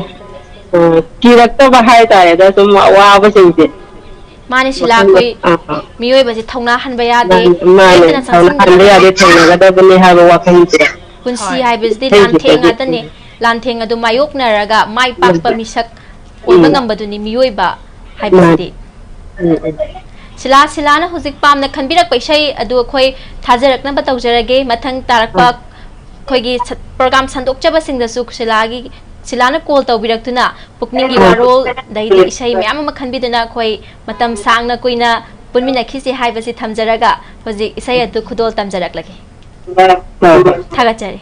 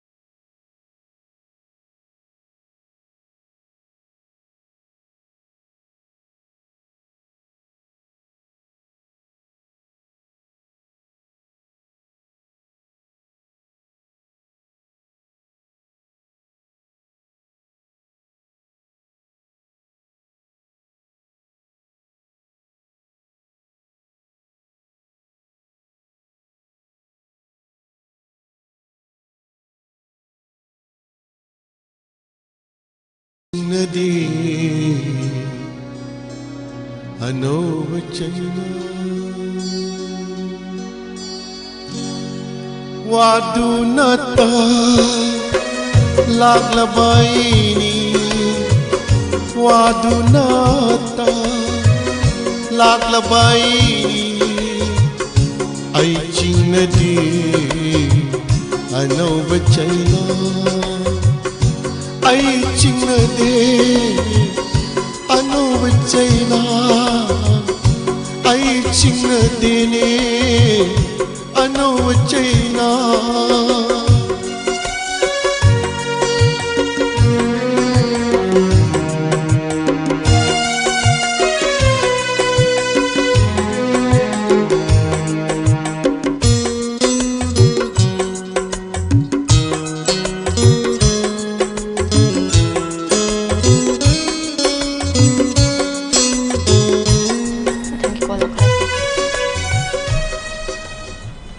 Mathangi call ang lokhalase. Hello? Hello? Hello? Mami TV natra. Mani Mami TV choice ni apamba isay amadi pukningi warol adu thambiyo. Ngasai din phone tawbani bibi dum lay badu dane. Ngasi caller se yamna su caller se yaman kibana akhoi han toropo caller do han lakha chare waro bibe ade adubu phangbu waro di try to gida makta su thaga chari sombo अखोई collar सिंग से हाइबदी याम सुम कान से हम kung ने दुका लोयम दागी मते सिने बा collar से खोई फंग दे हाइबदी की वारो की बगी ओइ दुब्रा नत्रगा कई साउदना का कॉल तोर खिद्रा बजाला ना खंदा लोयम दाई सि कॉल जे तो बिरक्ता बा सुम कान सिना कॉल जे फंग जिना दुने बा अदो अखोई अदा इसै अमता खंजगे तौबा खनबियो यानियो नंगना लापना तामना तौबा इसै दो अदुम त दाजनिगे Facebook DILPARANI ne thakpado Facebook film ki doi bidoi ni ko oirangani lapna tamna laikhiba mi ga yaw bro nangna lapna tamna ha lapna tamna se ara pe apa ngatani da amtang ga hagjara ke Facebook film ki nangna lapna tamna to wisai dini ko samna khanbiri se adu tajani yam nungai jai khanbi rakli bagi ming lai famam ta habiyo ai mangjingi thoibi khonjel se tabda khut khatang ju khangdi khang la kum tawba adu oiram draga di hairuraga sakmai unabana tabadina ko hoi thoibi se akhoi gi yamna nungai khibani wari sanabada su yam nungai khibani mamangda thongra makha da thumlot pegi pauru pawta ma sidum ningsinga ga leira ba thoibi na ko ta kudingi sigi pauru jem de dum ningsinga ga leire adum ningsingo do ningsinge thoibi hoje ekhoina sandok chari ba program asi karamba khuthang da yengbi bo oidoino karamba khuthang da haije Mami TV je adum yenge program si do doina bang si phajai mayam gi seba tawba ngamna ba mai takna hona biu hoi koi mayam changdana hona si hona ga dabni he na sakhot to oi ba पामिसे मयाम की board दगी मयाम की थौजाल दगी अखोई सु हेन हेन मयाम की सेवा तौबा ngambो ओइजखिगे होय होय अदुने तमाइना तौसी इसै से मतेक अमा तंग लानथोन से होय थोइबि नै इसै से मतेक बिरमगदे होय इसै बुदि अनि देबो बि am ताबनि ना दुम सकने सकबदि सकतो कदबनि इसै सिदि थोइबि अखोइ सानिंगे नत्रा कोलर इसै सकतो पिरमबसने बा खोने याम नुंगाइ जरि से Hello Geko. Sakyo tabi. Nang nelap na tam na khubashu minda na mai sibi nangu inata dalai hanbani ni malang bani malang nada sat singlawayu kiniklani nandi Tamde Thobi yam makata na chalo khwai da ya ra ni adudi yamna phajaba isai singer tongan na sakpa Facebook haiba film du dagi Pusparani makhal ka singer isai du yam phajaye ba phado hoi adu da aina ne sum thabak taw ko sum sakpa yum da ada aina si ꯑꯣꯏꯅ ꯈꯜꯂꯒꯦꯅ ꯈꯜꯂꯤꯕ ꯌꯥꯝꯅ ꯅꯨꯡꯉꯥꯏꯖꯩ ꯊꯣꯏꯕꯤ ꯆꯦ ꯊꯣꯏꯕꯤꯗ ꯃꯃꯥꯡꯗꯁꯨ ꯄꯥꯎꯔꯧ ꯊꯝꯕꯗ ꯌꯥꯝꯅ ꯅꯨꯡꯉꯥꯏꯈꯤꯕꯅꯦꯕ ꯍꯟꯗꯛꯁꯨ ꯄꯥꯎꯔꯧ ꯑꯝꯇꯪ ꯊꯝꯊꯣꯛꯁꯦ ꯃꯉꯣꯟꯗ ꯌꯥꯏ ꯑꯩꯈꯣꯏꯅ ꯊꯝꯖꯔꯤꯕ ꯄꯥꯎꯔꯧ ꯑꯁꯤ ꯂꯥꯜꯂꯤ ꯆꯨꯝꯃꯤ ꯍꯥꯏꯕꯒꯤ ꯑꯩꯈꯣꯏ ꯀꯔꯤꯝꯇ ꯍꯥꯏꯖꯗꯦ ꯑꯩꯈꯣꯏꯅ ꯊꯝꯖꯔꯤꯕꯁꯤꯗꯤ ꯑꯩꯈꯣꯏꯒꯤ ꯄꯥꯟꯗꯝꯁꯦ ꯍꯧꯔꯛꯂꯤꯕ ꯑꯉꯥꯡꯁꯤꯡꯅꯁꯨ ꯎꯔꯒ ꯇꯥꯔꯒ ꯈꯪꯅꯕ ꯁꯤꯒꯤ ꯄꯥꯟꯗꯝꯗ ꯊꯝꯖꯕꯅꯤꯀꯣ ꯊꯤꯖꯤꯜꯂꯛꯅꯕ ꯃꯥꯅꯤ ꯃꯥꯅꯤ ꯍꯣꯏ ꯍꯦꯟꯅ ꯇꯥꯔꯒ ꯁꯤꯒꯨꯝꯕ ꯑꯃ ꯂꯩ ꯍꯥꯏꯕꯒꯤꯗꯃꯛꯇ ꯃꯣꯏꯗ ꯊꯤꯖꯤꯟꯍꯟꯅꯤꯡꯕ ꯑꯃ ꯐꯥꯎꯔꯛꯅꯕꯒꯤꯗꯃꯛꯇ ꯑꯩꯈꯣꯏꯅ ꯁꯤꯒꯤ ꯄ꯭ꯔꯣꯒ꯭ꯔꯥꯝ ꯑꯁꯤꯗ ꯍꯣꯏ ꯃꯣꯏꯅ ꯍꯥꯏꯔꯤꯁꯤ ꯀꯩ ꯑꯣꯏꯕꯖꯥꯠꯅꯣ ꯀꯥꯏꯅꯒ ꯍꯥꯏꯕ ꯂꯩꯗꯅꯀꯣ ꯊꯤꯅꯤꯡꯕ ꯑꯃ ꯊꯣꯛꯄ ꯑꯩꯈꯣꯏ ꯑꯗꯨꯒꯤꯗꯃꯛ ꯁꯤꯅ ꯃꯦꯟ ꯀꯔꯤ ꯍꯥꯏꯇꯥꯔꯦ ꯑꯩꯈꯣꯏꯅ ꯆꯣꯏꯁꯁꯤꯗ ꯍꯣꯏ ꯑꯩꯈꯣꯏꯅ ꯁꯤꯒꯤ ꯁꯟꯇꯣꯛꯂꯤꯕ ꯄ꯭ꯔꯣꯒ꯭ꯔꯥꯝ ꯑꯁꯤꯒꯤ ꯈꯨꯗꯣꯡꯆꯥꯕ ꯑꯁꯤ ꯂꯧꯖꯔꯒ ꯑꯩꯈꯣꯏꯅ ꯊꯝꯖꯕꯅꯤ ꯑꯗꯨꯅ ꯊꯣꯏꯕꯤꯗꯁꯨ ꯑꯩꯈꯣꯏ ꯄꯥꯎꯔꯧ ꯑꯝꯇꯪ ꯊꯝꯖꯔꯛꯀꯦ ꯄꯨꯛꯅꯤꯡꯒꯤ ꯑꯣꯏꯕ ꯋꯥꯔꯣꯜꯗꯨ ꯊꯝꯕꯤꯌꯨ ꯌꯥꯏꯀꯣ ꯊꯣꯏꯕꯤ ꯑꯩ ꯈꯪꯕ ꯌꯦꯡꯒꯦ ꯍꯪꯉꯁꯤꯔ ꯑꯗꯨꯗꯤ ꯆꯦ ꯄꯥꯎꯔꯧ ꯄꯥꯎꯇꯥꯛꯁꯦ ꯌꯥꯝꯅ ꯂꯨꯏ ꯃꯃꯥꯡꯗ ꯑꯩꯈꯣꯏ ꯀꯣꯂꯔꯁꯤꯡꯅꯁꯨ ꯑꯩꯈꯣꯏꯒꯤ ꯄꯥꯎꯔꯧ ꯄꯥꯎꯇꯥꯛꯁꯦ ꯂꯨꯏꯅꯁꯨ ꯍꯥꯏꯌꯦꯕ ꯑꯗꯨꯅ ꯍꯟꯗꯛꯇꯤ ꯑꯩꯈꯣꯏ ꯄꯥꯎꯔꯧ ꯄꯥꯎꯇꯥꯛꯁꯤꯡꯁꯦ ꯂꯥꯏꯇꯛ ꯇꯧꯕ ꯃꯌꯥꯝꯅꯁꯨ ꯑꯗꯨꯝ ꯇꯥꯟꯅꯕ ꯁꯤꯒꯨꯝꯕꯗ ꯑꯣꯏꯅ ꯊꯝꯖꯔꯛꯑꯒꯦ ꯍꯟꯗꯛꯀꯤꯗꯤ ꯍꯣꯏ ꯍꯣꯏ ꯍꯨꯔꯥꯟ ꯃꯇꯨꯡ ꯃꯩꯔꯤꯡꯕ ꯌꯥꯝꯅ ꯂꯨꯔꯖꯥꯠꯅꯤ ꯍꯨꯔꯥꯟ ꯃꯇꯨꯡ ꯃꯩꯔꯤꯡꯕꯁꯦ ꯊꯥꯏꯅ ꯑꯋꯣꯏꯅꯗꯤ ꯌꯥꯝ ꯑꯗꯨꯒꯤꯗꯣ ꯍꯥꯏꯅꯔꯝꯕꯅꯤ ꯑꯗꯨ ꯀꯥꯎꯔꯦꯅꯤ ꯃꯥꯅꯤ ꯑꯩꯈꯣꯏꯒꯤ ꯍꯨꯔꯥꯟ ꯃꯇꯨꯡ ꯃꯩꯔꯤꯡꯕ ꯍꯨꯔꯥꯟꯕꯁꯤ ꯑꯁꯤꯒꯤ ꯄꯔꯃꯥꯟꯁꯦ ꯈꯪꯗ꯭ꯔꯦꯅꯦ ꯀꯩꯁꯨ ꯀꯥꯏꯗꯦ ꯊꯣꯏꯕꯤ ꯊꯣꯏꯕꯤꯁꯨ ꯇꯥꯟꯖꯥꯗꯣ ꯂꯧꯕꯤꯌꯨ ꯈꯪꯗꯕꯗꯣ ꯊꯤꯕꯒꯤ ꯇꯥꯟꯖꯥꯗꯣ ꯂꯧꯕꯤꯌꯣꯕꯀꯣ ꯍꯣꯏ ꯍꯣꯏ ꯃꯥꯅꯦ ꯊꯣꯏꯕꯤꯁꯨ ꯑꯩꯈꯣꯏꯒꯤ ꯄꯥꯎꯔꯧ ꯄꯥꯎꯇꯥꯛꯁꯦ ꯇꯥꯈꯤꯕ ꯇꯥꯔꯒꯁꯨ ꯈꯪꯅ ꯑꯩꯈꯣꯏꯒꯤ ꯉꯥꯏꯍꯥꯛꯇꯪꯁꯤꯗ ꯀꯥꯎꯔꯤꯅꯦꯕ ꯑꯩꯈꯣꯏꯒꯤ ꯀꯥꯎꯕ ꯑꯃ ꯇꯧꯔꯦꯕ ꯍꯦꯛꯇ ꯑꯩꯈꯣꯏꯒꯤ ꯄꯥꯎꯔꯧ ꯄꯥꯎꯇꯥꯛꯁꯦ ꯃꯨꯠꯁꯜꯂꯛꯄꯒꯤ ꯑꯩꯈꯣꯏꯅ ꯈꯨꯗꯝꯅꯦ ꯈꯨꯗꯝꯅꯦꯕ ꯁꯤꯁꯦ ꯑꯗꯨꯅ ꯐꯥꯎꯒꯠꯂꯛꯂꯤꯕ ꯅꯍꯥꯁꯤꯡꯗꯁꯨ ꯊꯣꯏꯕꯤꯅ ꯁꯤꯒꯨꯝꯕ ꯄꯥꯎꯔꯧ ꯄꯥꯎꯇꯥꯛ ꯑꯃ ꯂꯩꯀꯣ ꯍꯥꯏꯗꯅ ꯊꯣꯏꯕꯤꯅ ꯈꯤꯇꯪ ꯃꯌꯥꯝꯗꯁꯨ ꯁꯦꯌꯔ ꯇꯧꯕꯤꯌꯨ ꯑꯗꯨꯒ ꯍꯧꯖꯤꯛ ꯑꯩꯈꯣꯏꯅ ꯍꯥꯏꯖꯈꯤꯕ ꯊꯝꯖꯈꯤꯕ ꯄꯥꯎꯔꯧ ꯄꯥꯎꯇꯥꯛꯁꯤꯁꯨ ꯊꯣꯏꯕꯤꯅ ꯑꯁꯤꯒꯤ ꯀꯣꯜ ꯑꯁꯤ ꯊꯝꯈ꯭ꯔꯕ ꯃꯇꯨꯡꯗ ꯁꯨꯡꯁꯣꯏ ꯁꯣꯏꯗꯅ ꯊꯤꯕꯤꯒꯅꯤ ꯍꯥꯏꯅꯁꯨ ꯑꯩꯈꯣꯏꯅ ꯊꯥꯖꯩ ꯑꯗꯨꯗꯤ ꯈꯤꯇ ꯍꯥꯏꯖꯔꯛꯀꯦ ꯍꯥꯏꯕꯤꯔꯛꯎ ꯌꯥꯅꯤ ꯑꯩꯒꯤ ꯇꯤꯟꯅꯕ ꯏꯃꯥꯟꯅꯕꯤꯁꯤꯡ ꯀꯩꯅꯣ ꯋꯥꯡꯒꯜꯗꯒꯤ ꯕꯦꯟꯁꯨꯗꯣ ꯑꯗꯒꯤ ꯀꯣꯡꯕꯗꯒꯤ ꯄ꯭ꯔꯦꯃꯤ ꯍꯣꯏ ꯑꯗꯒꯤ ꯁꯤꯡꯖꯃꯩꯗꯒꯤ ꯆꯥꯎꯕꯒ ꯑꯍꯨꯝ ꯑꯩꯈꯣꯏ ꯇꯥꯃꯤꯟꯅꯔꯒꯦ ꯃꯥꯅꯤ ꯃꯃꯥꯡꯗꯁꯨ ꯁꯤꯒꯤ ꯃꯤꯑꯣꯏ ꯑꯍꯨꯝꯁꯤꯗ ꯗꯤꯗꯤꯀꯦꯠ ꯇꯧꯕꯤꯈꯤꯀꯣ ꯑꯩꯈꯣꯏ ꯑꯍꯨꯝ ꯌꯥꯝ ꯅꯨꯡꯁꯤꯅꯅ ꯇꯤꯟꯅꯩꯌꯦ ꯃꯥꯅꯦ ꯑꯗꯣ ꯃꯣꯏꯁꯦ ꯅꯛꯅ ꯂꯥꯞꯅ ꯇꯥꯝꯅ ꯂꯩꯈꯤꯕꯒꯤ ꯊꯣꯏꯕꯤ ꯃꯅꯥꯛꯇ ꯆꯤꯡꯁꯤꯟꯍꯟꯅꯤꯡꯕꯒꯤ ꯃꯈꯣꯏꯗꯁꯨ ꯏꯁꯩ ꯈꯟꯕꯁꯤ ꯅꯣꯡꯃꯇꯪꯗꯤ ꯈꯟꯕꯤꯌꯨꯅ ꯍꯥꯏꯕꯤꯌꯨꯗꯅ ꯃꯥꯗꯤ ꯕꯦꯟꯁꯨꯗꯤ ꯈꯟꯍꯜꯂꯝꯃꯦ ꯑꯩꯅ ꯃꯥꯅꯤ ꯃꯃꯥꯡꯗ ꯕꯦꯟꯁꯨꯅ ꯑꯃ ꯈꯟꯈꯤ ꯍꯣꯏ ꯑꯩꯈꯣꯏꯁꯨ ꯀꯣꯂꯔꯁꯦ ꯌꯥꯝꯕꯅ ꯃꯔꯝ ꯑꯣꯏꯔꯒ ꯑꯩꯈꯣꯏꯁꯨ ꯃꯔꯛꯇ ꯀꯥꯎꯕ ꯍꯥꯏꯕꯗꯣ ꯃꯤꯡ ꯑꯣꯏꯅ ꯍꯥꯏꯔꯛꯑꯀꯥꯟꯗꯗꯤ ꯑꯩꯈꯣꯏ ꯈꯪꯗꯣꯏꯅꯦꯕ ꯑꯗꯨꯕꯨ ꯈꯣꯟꯖꯦꯜꯁꯦ ꯇꯥꯕ ꯃꯇꯝꯗꯗꯤ ꯈꯣꯟꯖꯦꯜꯁꯦ ꯑꯁꯨꯛꯀꯤ ꯃꯇꯤꯛ ꯌꯥꯝꯕꯅꯤꯅ ꯄꯥꯛ ꯍꯦꯛ ꯇꯛ ꯍꯦꯛ ꯂꯧꯁꯤꯟꯕꯗꯨꯗꯤ ꯉꯝꯗꯕ ꯃꯤꯡ ꯑꯣꯏꯅ ꯇꯛ ꯍꯥꯏꯔꯀꯥꯟꯗ ꯑꯣ ꯅ ꯍꯦꯛ ꯍꯥꯏꯕꯗꯨꯅꯦꯕ ꯌꯥꯝꯅ ꯅꯨꯡꯉꯥꯏꯖꯩ ꯑꯗꯨꯗꯤ ꯑꯩꯈꯣꯏ ꯊꯣꯏꯕꯤꯅ ꯄꯥꯝꯅ ꯈꯜꯂꯛꯏꯕ ꯏꯁꯩ ꯑꯗꯨ ꯗꯦꯗꯤꯀꯦꯠ ꯇꯧꯕꯤꯔꯤꯕ ꯃꯌꯥꯝ ꯄꯨꯝꯅꯃꯛꯇꯨꯒ ꯑꯩꯈꯣꯏ ꯇꯥꯃꯤꯟꯅꯅꯕ ꯊꯥꯖꯔꯛꯂꯒꯦ ꯏꯁꯩ ꯑꯗꯨ ꯈꯨꯗꯣꯜ ꯇꯝꯖꯔꯛꯂꯒꯦ ꯃꯌꯥꯝ ꯄꯨꯟꯅ ꯇꯥꯃꯤꯟꯅꯔꯁꯤ ꯃꯌꯥꯝ ꯄꯨꯟꯅ ꯃꯤꯃꯤ ꯇꯤꯚꯤ ꯄꯥꯝꯖꯔꯤꯕ ꯃꯌꯥꯝ ꯄꯨꯟꯅ ꯇꯥꯃꯤꯟꯅꯔꯁꯤ ꯃꯥꯅꯤ ꯊꯥꯒꯠꯆꯔꯤ ꯊꯣꯏꯕꯤ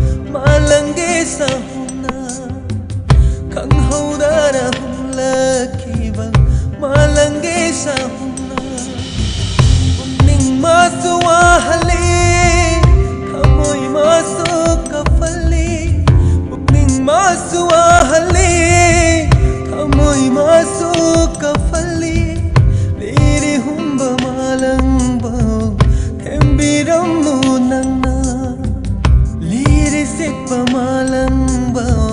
Thembiramu nanna Nungsibirango inakta delay hanningan Nungsibirango inakta delay hanningan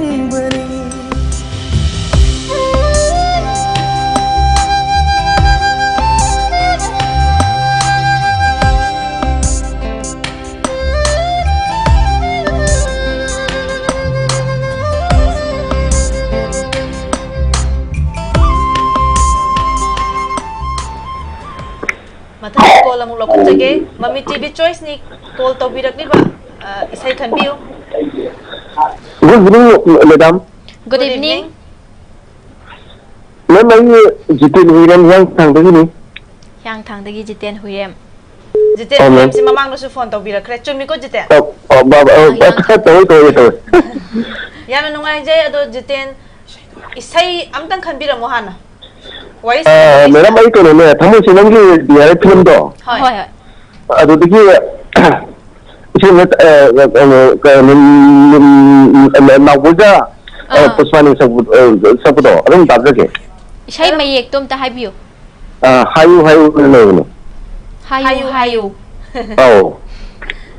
Isay di mati kam tang aho bai jin tang ngang thok pira madi khoi da su yam nu ngai jage ni khan jai. Yemai matung lagi isip phadi isip yam apam ja bai kare. Isay aho bai je hayu hai ba. Oh. Adagi isip kanuna sai no mun mahenda wang khamsa oibne. Yam nu ngai jai Jiten ado Jiten je khoi gi toina color oibani na Jiten je khangam ga dra haibadi khalle. Hoy. Kangi. Nate akhoi na haijage thamjai sin ko Jiten. Mama su ngasai hobadagi yengbira ko oiraga di Jiten soidana tabira. Oh yengi. Khanjai Jiten na akhoi da madam ko bibai mahuta aigi mingna Roshni kaujai aigi na Dilpa. Hoi ming oina kobiyu natragana iche ichan hana kobiyu na khoi mamang su thamjabani Jiten da lale haijabadi nate adubu akhoi na hanjin haijari bese akhoi gi tamna semtok minasi na haijabani ko Jiten waro bi bidiade. Jiten ikai ba piba di nate akhoi se akhoi gi phajakra ba mingkhau thangau mayam se akhoi yo khat minase na haijabani. Si oina akhoi season se na haijabani Jiten yai ko Jiten. Yai na. Jiten se hajik kari hona bidige habidi chai si hona birabra. Ai je kanne ka su thu bo kan tuk do ai wang le kai dai je ne gi tukalang ko to ado. Hoy. Wahang la kai da jewelry ki dukan tor de khoi wahang la kai da sana sa cha pada Jiten thirase. Oh, thira ka kam le kai den. Wahang la kai bai go te yi awang thang ne ko tang ne. Dukan maming di kai ko bige Jiten. Ibu tombi jewelry ne. Oh, jadi matang di khoi sana sa ba chapa matam da ibu tombi jewelry da tum changa ani aduga tombi jewelry da changa ga Jiten hangon hai da bane. Waja kana tu ne ne kana khoi ji temple na ke da khoi ko do. Hoy. Na ke thong mani do ado su ne. Adu di am nungai khoi sana sa ba khudong cha ba se myam nei re discount myam nei ni ko. Hoy. Jiten je khoi mamang da su khoi gi jaba pawro se dum khangbira magani na thajai. Hoy. Ado ngasi su ama thamjara ke Jiten gi pukning gi leiba warol du haibiu kari kai ba lei Jiten. Mem ka sukai de adu ngamma gi khum mage de ngamma gi ka sukai de sidi sum akhoi gi hogalak liba angang singna khanghong na ba sigumba ama lei haibagi akhoi taksa ba khatani adu di thamjara lage Jiten. Oh men giro. Huran matung mairing ba. Hauji ta mamang da thamjaki ba ni ko collar ama da. Jiten da sum. Ni mamang da gi ko de ni da ba du kumba. Kaisu koi sigi huran matung mairing ba haibaji koi kol jek thamgi baga Jiten da kai haibunu da thibiu ko. Adu laiminari ba mayam da su akhoi gi Mami TV na sugum ma thamak pagi kana ba do su lawmina se. Jiten na khoi gi Mami TV choice ta left na saruk yabi bagi da mag Jiten bu haningai laitana thagat chari. Aju ni Jiten na pam na khanbirak paisa do khoi khudol damjarak lage. Mamang da Jiten da kari gumba khara dang thamjarake Jiten. Yela bi. Jiten na hausi khoi gi yengbiri se Facebook ta natraga na YouTube ta karam badana khoi yengbiri se YouTube bi yengmani YouTube ta yengbi bane ba ko ado khoi Facebook ta su khoi gi page lai jai ko Jibin network haina page lai badu jiten na like ti to bi khrabo subscribe to bi khrabo lai to tong ko bu ji ni ji to ga mai thaw to me ni min lai ni kon ado share su to bi ko jiten ha bi de khoi to ma sin nungai na khanbi raga di mayam da jiten gi sarkan da su khoi gi share to bi tuna su ko nungai ba tanja se lobiyo oi jiten wai sana ba se yamna nungai je mathang da su soidna phone to bira u jiten aduga saruk ya biyu na thamjage hojik jiten na pamna khanbi rakhi bai sai adu akoi khudol tamjarak lage mayam puna taminarasi call to birak pagi tamuk su hainingai ni tana thagachari hayu nungsi mukte di hayu nungsi hayu nungsi mukte di hayu Ningtira bi mai tho tabara bi chin bandai hayu nungsi mukte di hayu nungsi hayu nungsi mukte hayu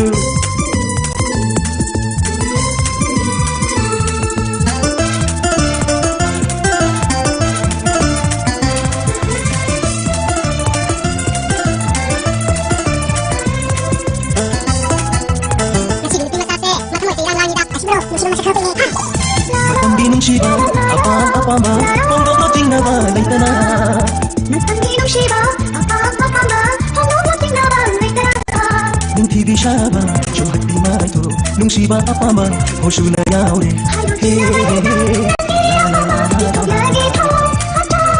Tingna ba laitana, pero nangi nung Shiba, cheksin na tam lage, tamaida.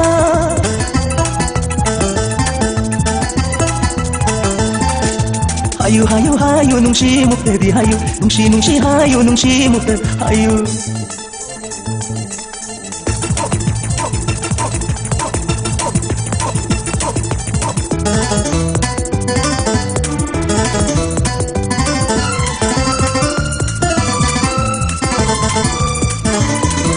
Nungsi ahanda wahai bahai lagi mabang na roida bakudanga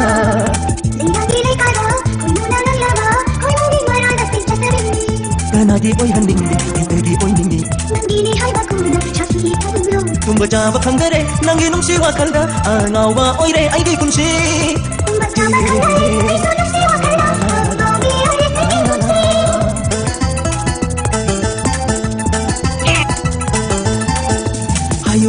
Hayu nungsi mukte di hayu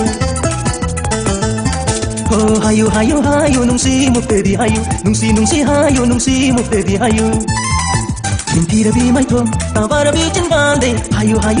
nungsi mukte di hayu nungsi hayu nungsi mukte hayu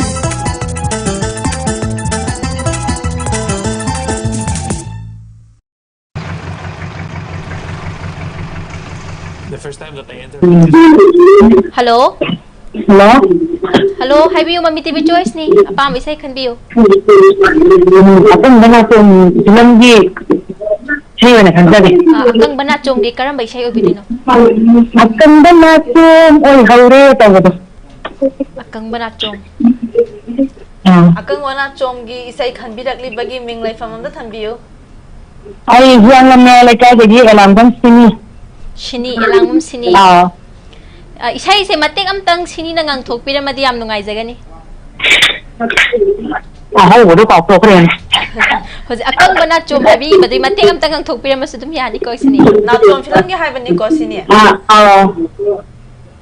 ai da pha ba kha de gi dong an jara ge ko yai akang bana tum oi haure ai gi tum si lai tum ta haure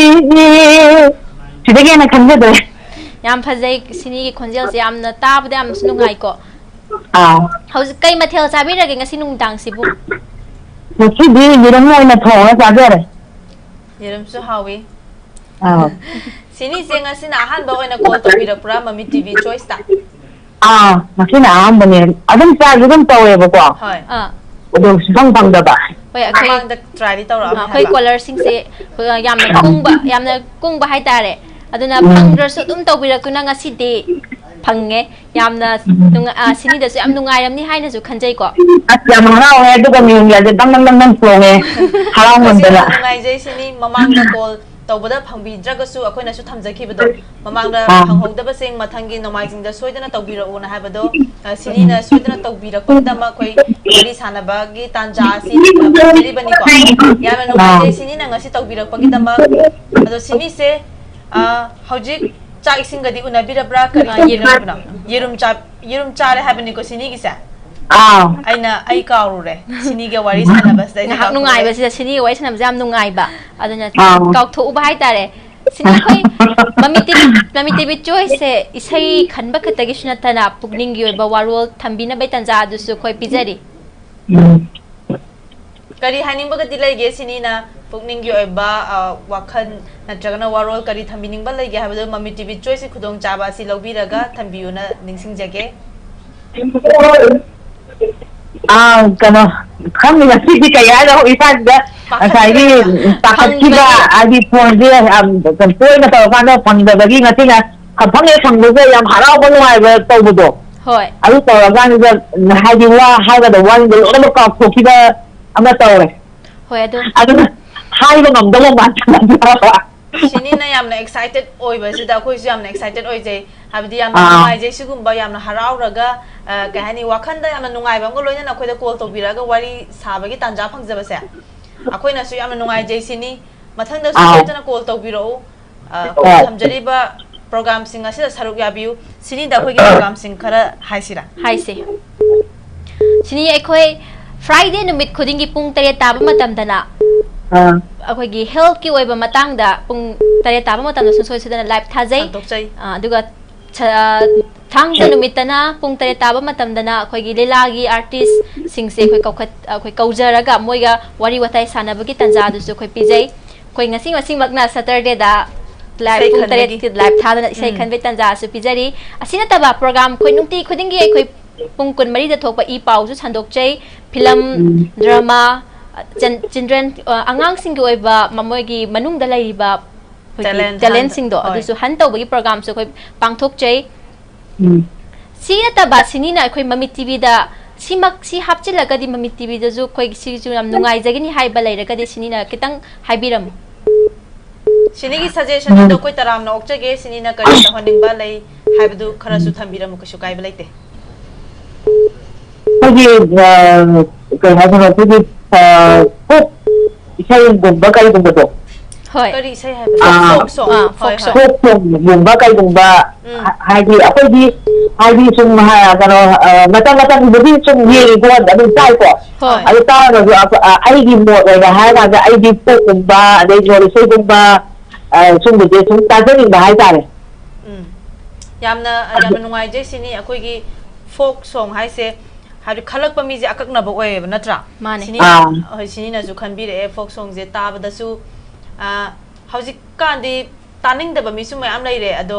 ꯇꯥꯅꯤꯡꯕ ꯃꯤꯁꯨ ꯃꯌꯥꯝ ꯂꯩ ꯅꯠꯇ꯭ꯔꯥ ꯑꯃꯔꯣꯝꯗꯗꯤ ꯌꯦꯡꯉꯨꯔꯀꯥꯟꯗꯗꯤ ꯐꯣꯛ ꯁꯣꯡꯁꯨ ꯍꯧꯖꯤꯛꯇꯤ ꯀꯟꯅꯁꯨ ꯌꯣꯛꯈꯠꯂꯛꯏ ꯍꯥꯏꯕꯗꯤ ꯑꯩꯈꯣꯏꯒꯤ ꯊꯝꯕꯤꯔꯝꯕ ꯃꯌꯥꯝꯁꯦ ꯌꯣꯛꯈꯠꯂꯛꯑꯒ ꯑꯩꯈꯣꯏꯒꯤ ꯀꯜꯆꯔ ꯇ꯭ꯔꯦꯗꯤꯁꯟꯁꯦ ꯌꯣꯛꯈꯠꯂꯒ ꯑꯩꯈꯣꯏꯒꯤ ꯏꯔꯝꯗꯝ ꯃꯅꯤꯄꯨꯔ ꯍꯥꯏꯕꯁꯦ ꯁꯛ ꯇꯥꯛꯇꯧꯔꯤꯕꯅꯦꯕ ꯑꯗꯨꯅ ꯍꯧꯖꯤꯛꯇꯤ ꯀꯟꯅ ꯌꯣꯛꯈꯠꯂꯛꯏ ꯊꯥꯏꯅꯗꯒꯤ ꯊꯝꯕꯤꯔꯝꯕ ꯏꯄꯥ ꯏꯄꯨꯁꯤꯡꯅ ꯊꯝꯕꯤꯔꯝꯕ ꯈꯨꯂꯪ ꯏꯁꯩ ꯀꯩꯀꯥꯁꯨ ꯍꯧꯖꯤꯛ ꯀꯟꯅ ꯌꯣꯛꯈꯠꯂꯛꯄ ꯃꯃꯤ ꯑꯃꯁꯨ ꯎꯔꯤꯀꯣ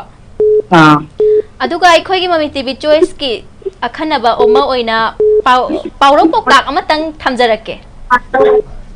ꯍꯣꯏ ꯌꯥꯅꯤ ꯆꯦ ꯍꯧꯖꯤꯛꯀꯤ ꯄꯥꯎꯔꯧ ꯄꯥꯎꯇꯥꯛ ꯑꯃꯇꯪ ꯊꯝꯁꯤ ꯁꯤꯅꯤꯗ ꯑꯩꯈꯣꯏꯁꯨ ꯌꯥꯝꯅ ꯂꯨꯕꯗꯤ ꯍꯩꯖꯗ꯭ꯔꯦ ꯑꯔꯥꯏꯕ ꯑꯣꯏꯅ ꯊꯝꯃꯛꯑꯒꯦ ꯁꯤꯅꯤꯅ ꯈꯪꯕ꯭ꯔꯥꯗꯨ ꯌꯦꯡꯕꯤꯔꯣ ꯌꯥꯏꯀꯣ ꯁꯤꯅꯤ ꯊꯝꯖꯔꯛꯂꯒꯦ ꯆꯨꯝꯕ ꯂꯥꯟꯕ ꯀꯩꯁꯨ ꯀꯥꯏꯕ ꯂꯩꯇꯦ ꯁꯨꯝ ꯄꯨꯛꯅꯤꯡꯗ ꯐꯥꯎꯔꯛꯄꯗꯣ ꯑꯗꯨꯝ ꯊꯝꯕꯤꯌꯨ ꯌꯥꯏ ꯑꯩ ꯊꯝꯖꯔꯛꯂꯒꯦ ꯄꯥꯎꯔꯧ ꯃꯤꯅ ꯁꯤꯕꯅ ꯆꯤꯟꯗ ꯁꯥꯅ ꯁꯤꯕꯅ ꯈꯣꯡꯒꯨꯟꯗ ꯍꯥꯏꯔꯤꯕ ꯄꯥꯎꯔꯧ ꯑꯁꯤꯒꯤ ꯅꯨꯡꯒꯤ ꯑꯣꯏꯕ ꯋꯥꯍꯟꯊꯣꯛ ꯑꯁꯤ ꯀꯔꯤꯅꯣ ꯊꯝꯕꯤꯌꯨ ꯃꯤꯅ ꯁꯤꯕꯅ ꯑꯩꯈꯣꯏꯒꯤ ꯆꯤꯟꯗ ꯍꯥꯏꯕꯅꯦꯕ ꯍꯥꯏꯕꯗꯤ ꯉꯁꯥꯏꯒꯤ ꯃꯤ ꯑꯃꯗ ꯂꯥꯟꯕ ꯆꯨꯝꯕꯗꯤ ꯈꯪꯗꯦꯕꯀꯣ ꯀꯩꯁꯨ ꯀꯥꯏꯗꯦ ꯃꯤ ꯑꯃꯗ ꯍꯦꯟꯖꯟꯅ ꯇꯝꯃꯝꯕꯗꯣ ꯍꯥꯏꯗꯤ ꯀꯩꯅꯣ ꯀꯩꯒꯨꯝꯕ ꯑꯃ ꯍꯥꯏꯕꯗ ꯌꯥꯀꯥꯔ ꯑꯣꯀꯥꯔꯒ ꯍꯥꯞꯆꯤꯜꯂꯀꯥꯟꯗ ꯇꯧꯔꯝꯕꯗꯣ ꯑꯗꯨ ꯑꯩꯈꯣꯏꯒꯤ ꯃꯤꯅ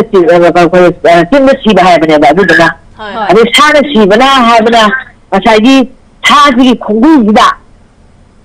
ꯊꯤꯔꯀꯥꯟꯗ ꯀꯩꯅꯣ ꯇꯧꯗꯣꯏꯅꯦꯕ ꯁꯥꯗꯣ ꯊꯤꯗꯣꯏꯅꯦꯕ ꯊꯤꯔꯀꯥꯟꯗ ꯁꯥꯗꯣ ꯃꯥꯒꯤ ꯈꯣꯡꯒꯨꯜꯁꯤꯗ ꯂꯣꯏꯔꯦ ꯍꯥꯏꯇꯥꯔꯒꯗꯤ ꯃꯐꯝꯗꯨꯗ ꯂꯩꯔꯦ ꯐꯥꯕ ꯌꯥꯔꯅꯤ ꯍꯥꯏꯕꯒꯤ ꯄꯣꯠ ꯑꯣꯏꯒꯗ꯭ꯔꯥꯅ ꯈꯟꯖꯩ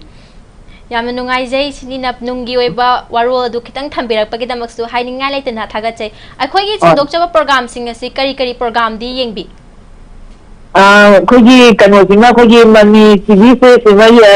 ꯐꯖꯅ ꯍꯥꯏꯗꯤ ꯊꯋꯥꯏ ꯍꯛꯆꯥꯡ ꯌꯥꯎꯅ ꯑꯗꯨꯝ ꯌꯦꯡꯖꯔꯦ ꯑꯗꯨꯒ ꯑꯩꯈꯣꯏꯒꯤ ꯍꯧꯖꯤꯛ ꯁꯟꯗꯣꯛꯄꯤꯔꯤꯕ ꯑꯩꯈꯣꯏꯒꯤ ꯄꯥꯎꯔꯧꯒ ꯂꯣꯏꯅꯅ ꯇꯧꯕꯁꯦ ꯁꯤꯁꯨ ꯌꯥꯝ ꯅꯨꯡꯉꯥꯏꯖꯩ ꯍꯥꯏꯇꯥꯔꯦ ꯍꯥꯏꯕꯗꯤ ꯑꯩꯈꯣꯏꯅ ꯈꯪꯗꯕ ꯍꯩꯇꯕ ꯑꯗꯩ ꯑꯩꯈꯣꯏꯅ ꯈꯪꯍꯧꯗꯕ ꯑꯩꯈꯣꯏ ꯑꯉꯥꯡ ꯑꯣꯏꯔꯤꯉꯩ ꯍꯥꯏꯒꯗꯅ ꯈꯪꯍꯧꯗꯕ ꯇꯧꯍꯧꯗꯕꯁꯤꯡꯁꯦ ꯍꯧꯖꯤꯛ ꯀꯩꯅꯣ ꯏꯆꯥꯁꯤꯡ ꯍꯥꯏꯇꯥꯔꯦꯀꯣ ꯏꯆꯥꯁꯤꯅ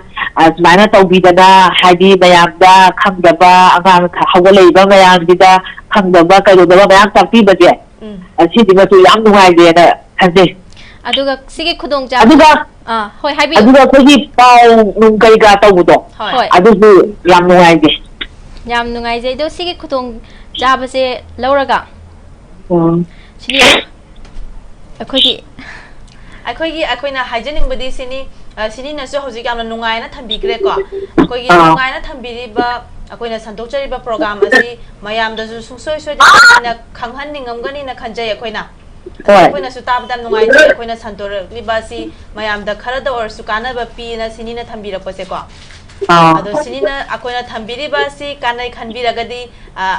ꯁꯤꯅꯤꯒꯤ ꯑꯀꯣꯏꯕꯗ ꯂꯩꯔꯤꯕ ꯃꯔꯨꯞ ꯃꯄꯥꯡ ꯏꯆꯦ ꯏꯆꯜ ꯀꯌꯥꯗꯁꯨ ꯁꯨꯡꯁꯣꯏ ꯁꯣꯏꯗꯅ ꯌꯦꯡꯅꯕ ꯅꯠꯇ꯭ꯔꯒꯅ ꯑꯩꯈꯣꯏꯒꯤ ꯄ꯭ꯔꯣꯒ꯭ꯔꯥꯝ ꯑꯁꯤꯗ ꯁꯔꯨꯛ ꯌꯥꯅꯕ ꯁꯤꯅꯤꯅ ꯊꯝꯕꯤꯌꯨꯅ ꯊꯝꯖꯒꯦ ꯌꯥꯏꯀꯣ ꯁꯤꯅꯤ ꯌꯥꯏ ꯑꯗꯣ ꯍꯥꯏꯌꯦ ꯑꯩꯈꯣꯏꯁꯨ ꯁꯨꯃꯥꯏꯅ ꯇꯧꯗꯅ ꯃꯃꯤ ꯇꯤꯚꯤ ꯁꯨꯃꯥꯏꯅ ꯁꯟꯗꯣꯛꯄꯅꯤ ꯈꯣꯠꯄꯅꯤ ꯑꯗꯨ ꯇꯥꯕ ꯌꯦꯡꯕ ꯌꯥꯝ ꯅꯨꯡꯉꯥꯏꯕꯅꯤ ꯑꯗꯨꯗ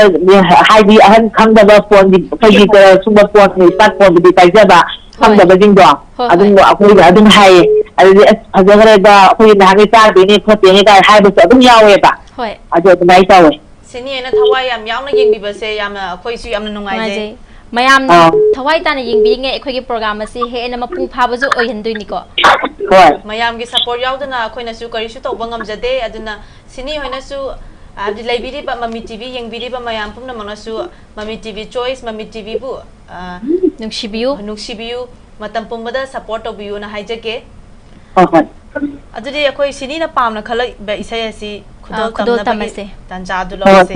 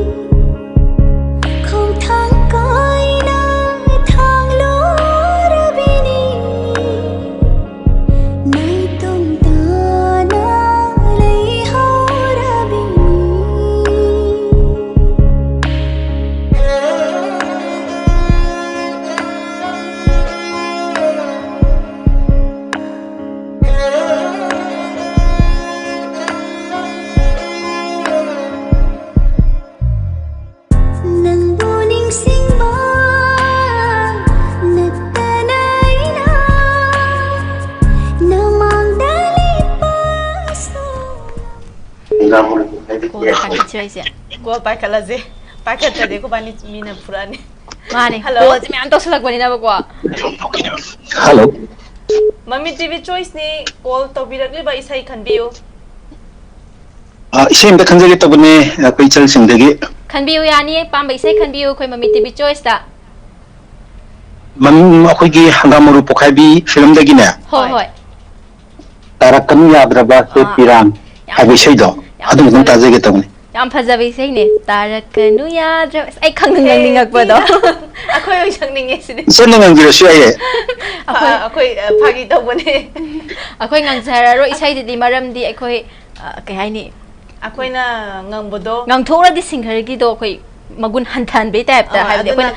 singer be type khan gi ne ba ha khon. Ni gi si ay mo nang ngos ay hack to malida. Mani akoy ri caller khuding mak ta isay ngango hai ba si compulsory hai do ba le wa ne ba aduna isay se ay ni khang sang ngam tare. Ngangbiyo yani akoy tajage. Dok kanogi Mami TV ne ne. Hoi. Sumana khudi waraba matam sina hak potha handana khoi channel khudi makta angang singi bu oibo ahan gi bu oibo lewak ki bu oibo loina khoi mati to ra su akogi Mami TV gi staff sina wana wanaduna di sing chawgi maramda chen chungduna awaba kya khoi mayok naraga tobi se Mami TV bu kana mating pangjabadi ngamjade tabu matam mayok chibikta Mami TV se adum Mami have a posi mang the ROSHNI aina mayamagi wakhalondagi thamoidagi thorpo waisina mangon pijemanatana mating pangjabdi ngamjade wichal chingbusu anda tungkona punsi sangna Mami TV gi thopal tobba ngambo biu na haidage ibungi mamal yamlaba wahai thambirakpagi damaktasu akoina su ibungbu yamna thagachari matam pumbada miyamgi seba tawba ngambo jage ibung Ming galay panggam ta hai biyu ibunggi. Adi adungi kolo aja bane ko ay thalgi Prem Kumar. Prem Kumar. Adum adi kolo aja bane. Yam nungai jai. Ibung hojik kai mathel chabirage. Hojik se koi chi matam sigi sunu bonina chai sindi chadri adu kari thongam din di khangri. Adu hoen Tongan bon number su later ni mathang da harage nahang gido chinjang thongam ni harage ko yang ngai bung mathang da su asina tak ko se mathang da su call tor khidene tarok pasu lepi ba tawbiga nu koi ba ai gung tarokani Saturday Sunday sidi ai dum matam tum tare da se ai imana adegi oi baba di lei gidre adegi ai family na haiba ko matam je ai di kai tho thama bane yam nungai je ibung ibung da su akoina yamna thagat pa nungai je ba phongdop chari maramdi ibung na akoi gi sandok chari ba program khara sida yamna thawai ta na yengbi bagi dama ibung bu su akoina su yamna thagat pa nungai ba phongdop chari mathang da su akoi left na adum yengbiyu ibung mayam gi support yauduna akoina samain tawba ngamba nate aduna ibung gi support na Mami TV bu yengbiri ba mayam pumna makki support su matam pumbada tawduna leibiyo na haijage ibung leijage ibung da koi sai ngangona haigi bane isai nganghalase ibung da ni di suai jo harakna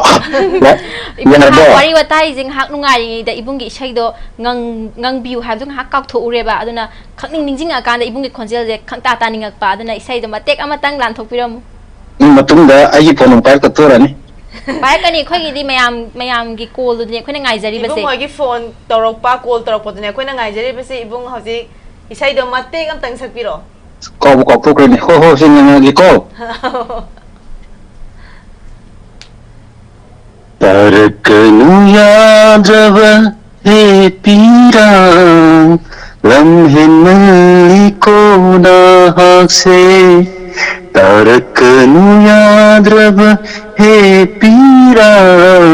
lamhin maliko na hakse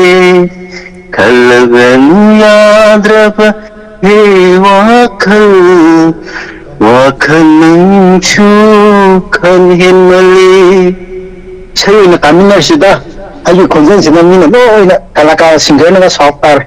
Yam phajai da ibung gi khonjel je lum lawe haibedi isai tak saktorap da su sakpire ibung na habi thawai de gi ba gona da sai du pamsa man gi phajabo na ubirang goni sai am pataning bai tare te si akoi na hajen na bana te ibung yengbiri ba mayam pum na mangna su khangbiram gani ibung na hoji isai sakpira khibado yamna thamoi dagi sakpa natra akoi na su phawe ba माने अखोना इसई इबा मी मना थमोई सोकना मनु योन इजिबा singer सिना सकपिरकपा ताजब अखोना जो थमोई सोखिबदो अदमना आइना सुन लंगम जबने ना लौजरगा अखोगी इसई make इबिरिबा इसई सकिबसिना जो wow बिदनाबा ताजनिंबगी सुम अखोना हाइजबा खदंग सक्सबनी अदु इचलसिना सेदुंतम खुदं तंबिरो अदु dedicate आई तसिना अखोई इमानब मयाम अदगी अखोगी तिनगिबा आगी पिङैदगी हुजु फौगी stage तिनजबा मयाम दको ani nerjage asim tang haraga ai icham sindagi kaini yathang lawjagi saidu thabiro kaina yathang je lawdringai da ibung dei na khangjaning base tarakanu yadraba pirang haibane ba ibung gi pi je hojikan je yamna chintharaga dum leibirabra natraga kana mak ningsing ak pai isai se khanbirak boidino masi kaino ne nana hangu question de am phaje adu lupa su pi yawe be po pada mane ipi khatana pi no gunate ba nupa chama gi manunda nupa yankhai madi pi shon gi narungane ba nuba khona kainda thogdo ma thingna ba matam da oh yam ilai ba namam jam thena ri yam wari to ko ina khoma sing di gai ka thwa cha cha ta thiba lai ba khona di gotti bi matam upa lai ta ba adumba thamoi sopa mi kha jil lai ba ko namam ba se ai tasna ai sogol se mi ta pe adu ai rasi siga di minung si yam chagol le du lai ba du pu bunina mating di pamon da ba du Mui bagi thamoi da gi tholok pa PhD nupa hability nupi hability tholok kam ya de haba adu sei me sig am susana zo bai ta ya ne amada aduna ko mas kitang kai panggan ni go su paisa nam tu su mating pangjen ba khra do masi ai wa yi tabiri ba aku yam dam si da chamina ra pa ko gi pomina ko gi chil mau singa masi tabira ga kitang me am da orin da so accident ta ga mai ulang ko tang ha ro thengna bi la badi pulap kam na bagi Janjam katang ai lobjo banina ai hajara ge sida ibung gi hojiki sai mayek da lam hen bai bam palli ko the lam hen is ibung gi thamoi dura natraga mit choi dura pj a tara ida pj dura thamoi se adu ge ke business ma ha gi ba ko gi mitang mi mana nuksi ba khang da di natti ha ba mane mitang he ba kana gumna angonda thing pa matam da ma si ai gi ma gi feeling ai khang da ni ha ba hoi adu nuksiba sidi mitang su nuksiba adam pawe yaina yai moye sidi ai brain da phangbi ni keno yamna faza ba wahai me amma thambirak pagidam ta ibung bu haini yal jan thagat chari ibung na khanbirak paisa yadu ibung gi marup mapang mayam ga punna taminarasi khud isa yadu khudol tamjarak lage pani thagat chari photo birak pagidam ta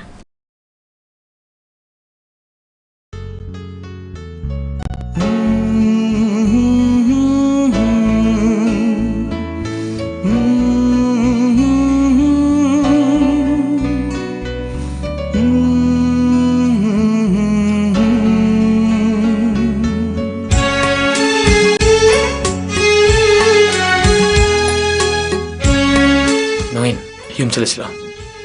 umes ayin thamoi chono ikibichi dini pause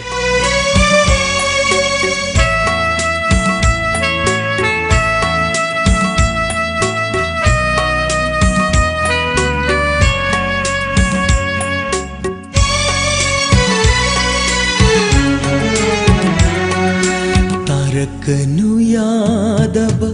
he pira लम्हेन मल्ली को ना हक से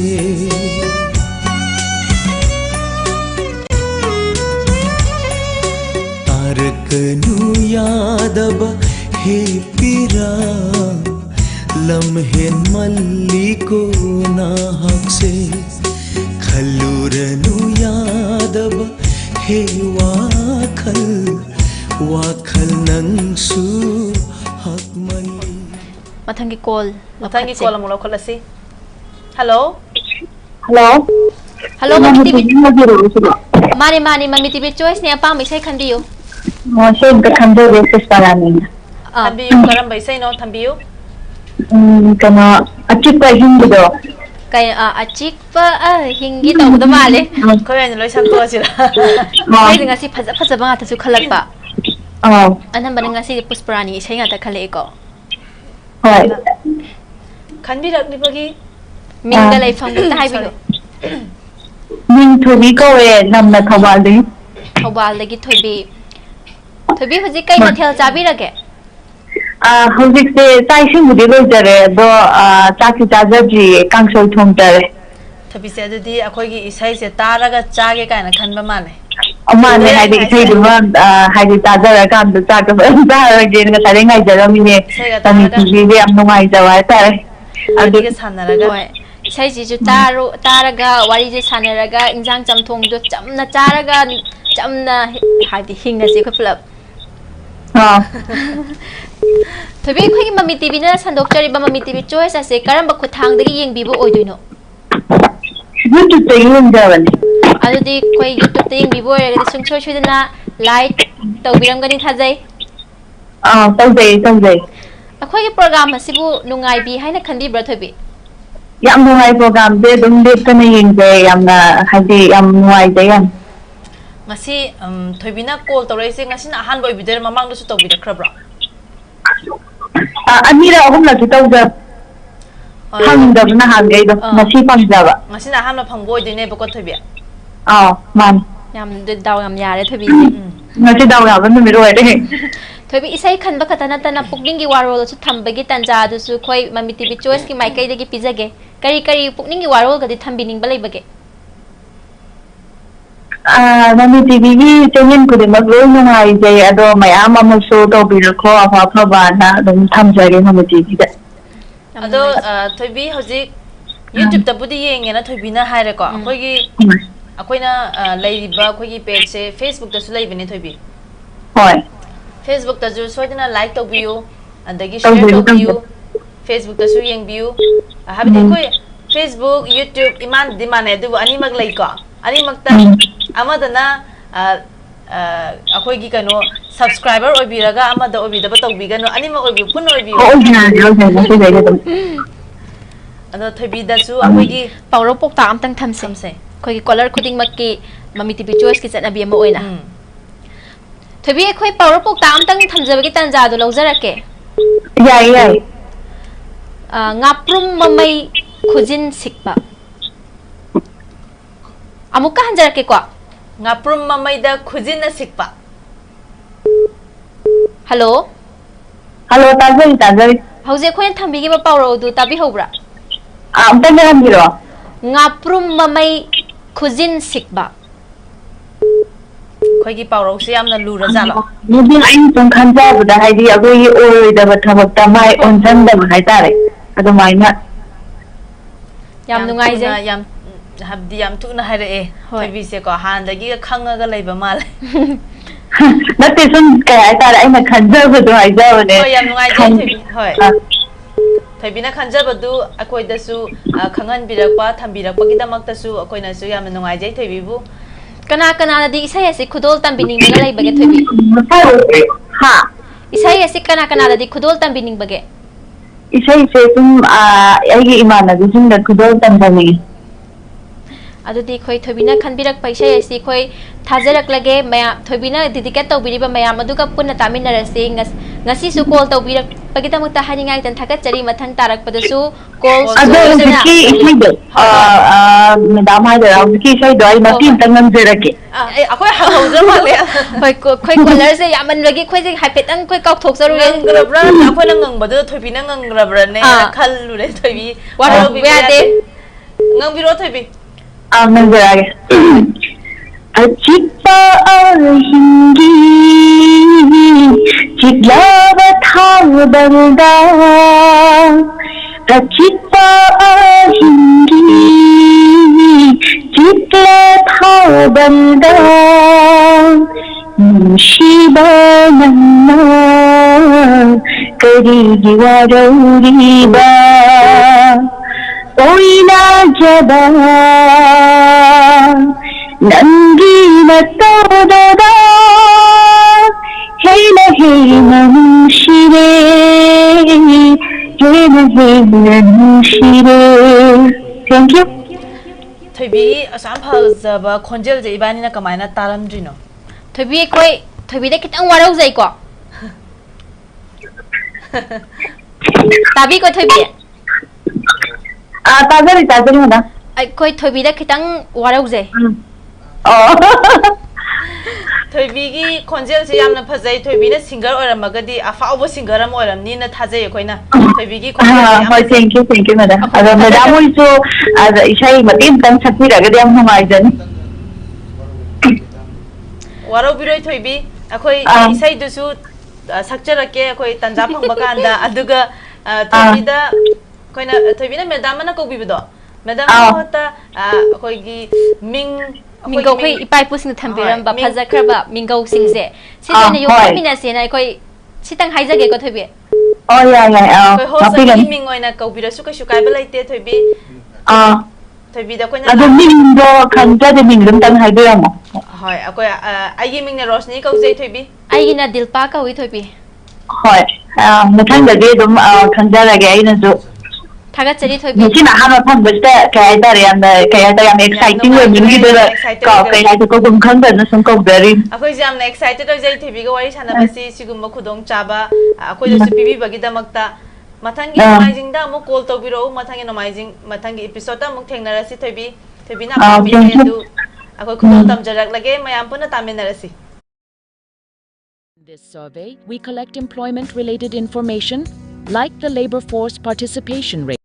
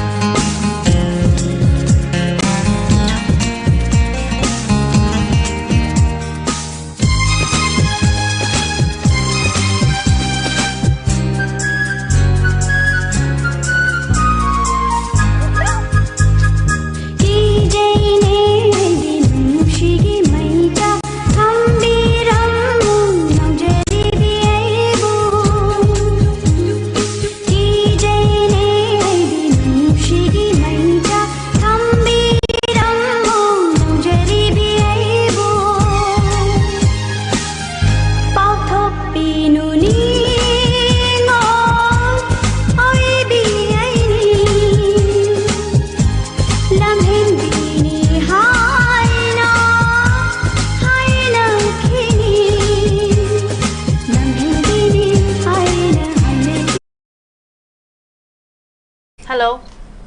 Hello, Mami TV bira. Bani Mami TV choice ni apa mai sai khanbiyo. Like sang bi ke film degi kaya ba kana abinaw ne boni ne ekto isai do puruida ichamurang bi puruida to isai do ibung nushibani to isai do nushibani da tawdo adu khanjage yamna nungai jai isai khanbirakli bagi ming laifam amda haibiyo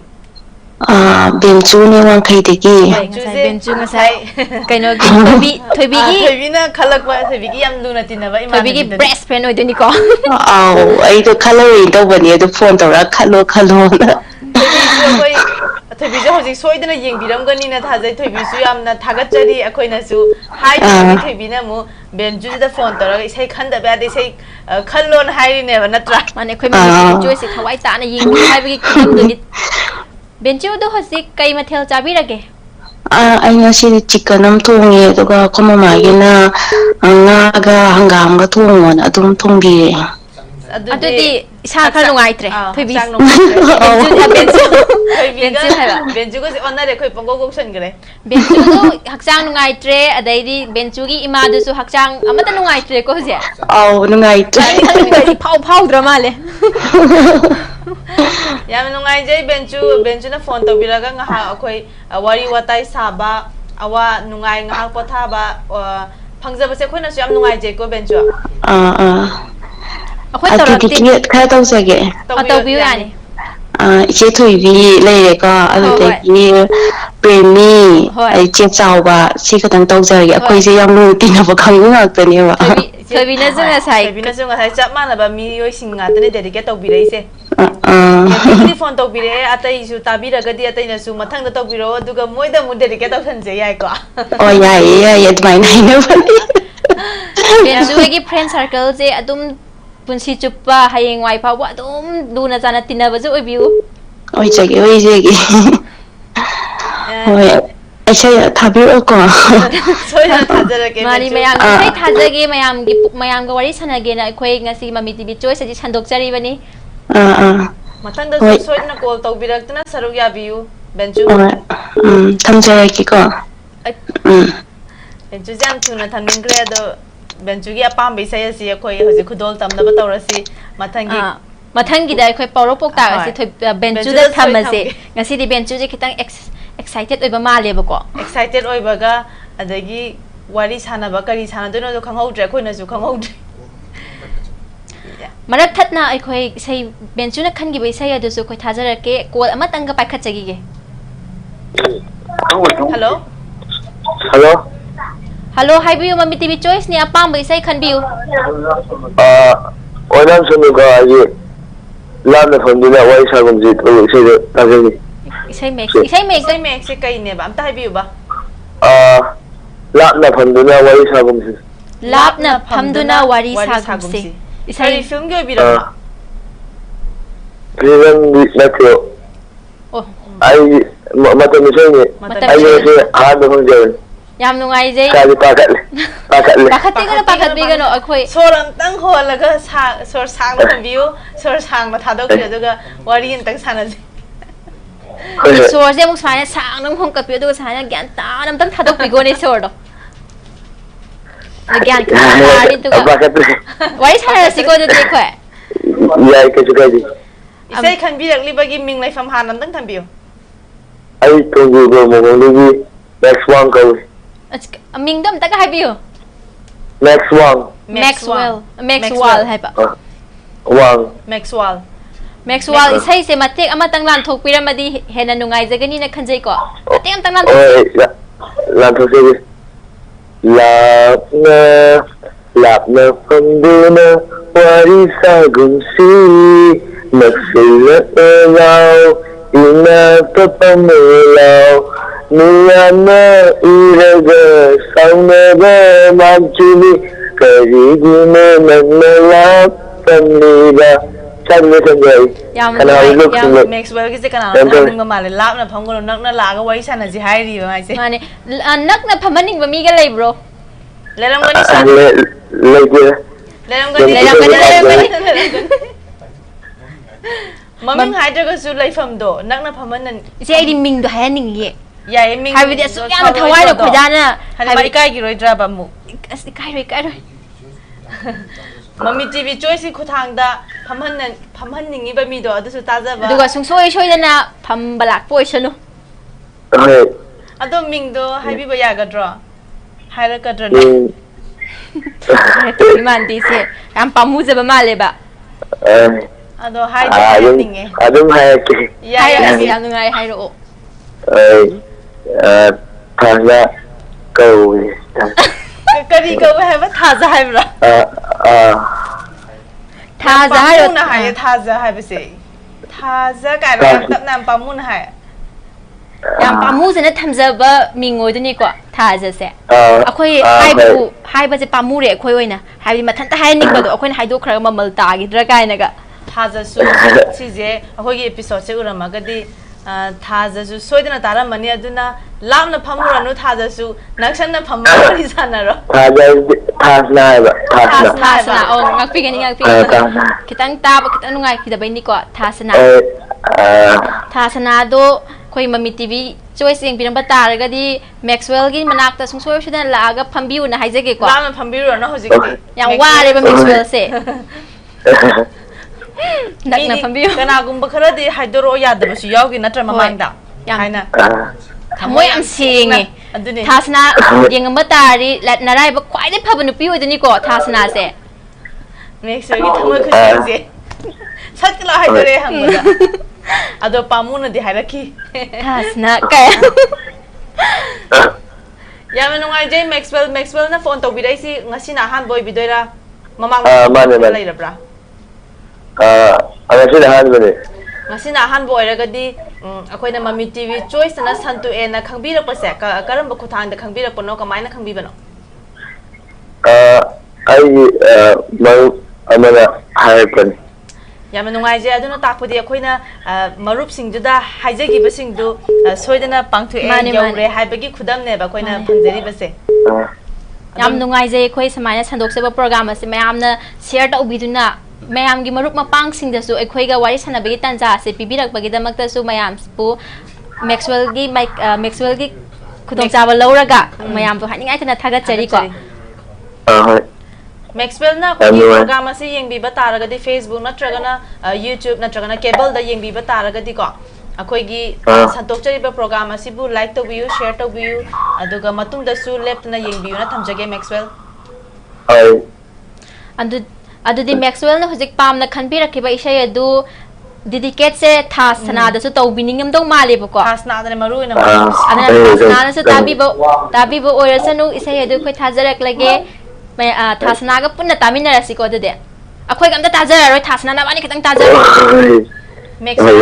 खनबिरखलिबा इशय Maxwell ना call तौरक्नि ममांगदा अखोइगी आई ममिंग दो काउथोखरे बेंसु हाइबा बेंसुना खलक पैसा दु हाना कोई खुदोल तमजरके अदुगी मथंगदा Maxwell ना खनबिरक पैसा दु मखा ताना खुदोल तमजरके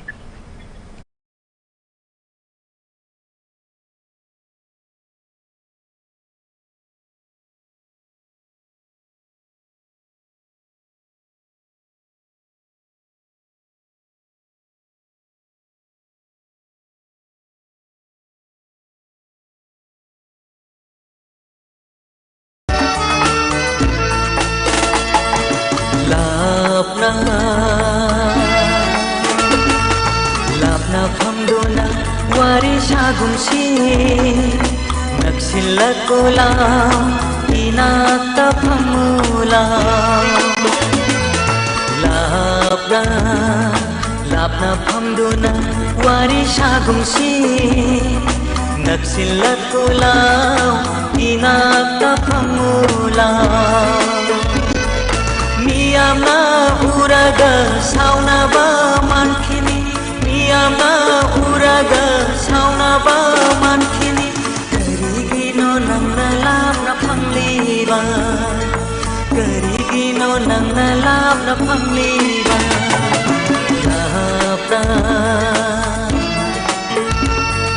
Lapna phamduna wari sagumsi Naksilakulaw inata phamulaw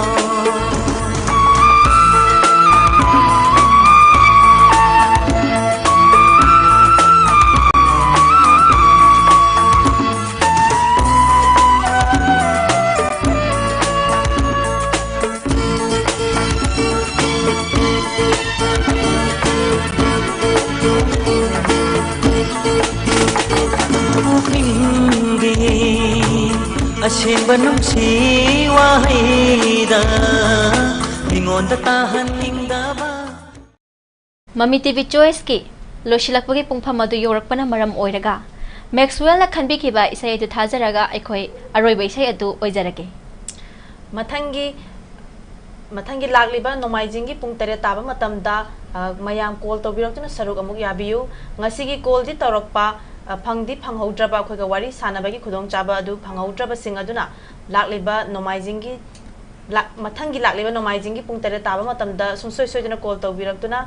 saruk yabiyu haina thamjage adomgi host roshni amadi dilpana kaina nabagi yathang nijari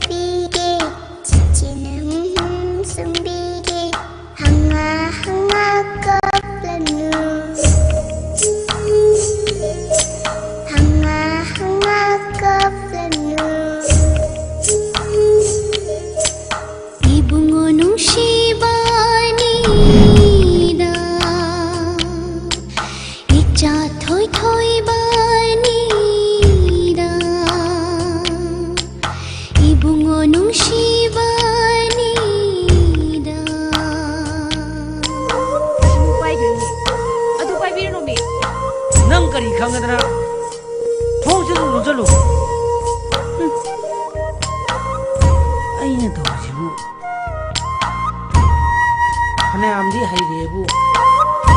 ꯃꯌꯥꯝ ꯃꯃꯥꯡꯗ ꯊꯨꯅ ꯑꯃꯨꯛ ꯇꯨꯕꯗꯤ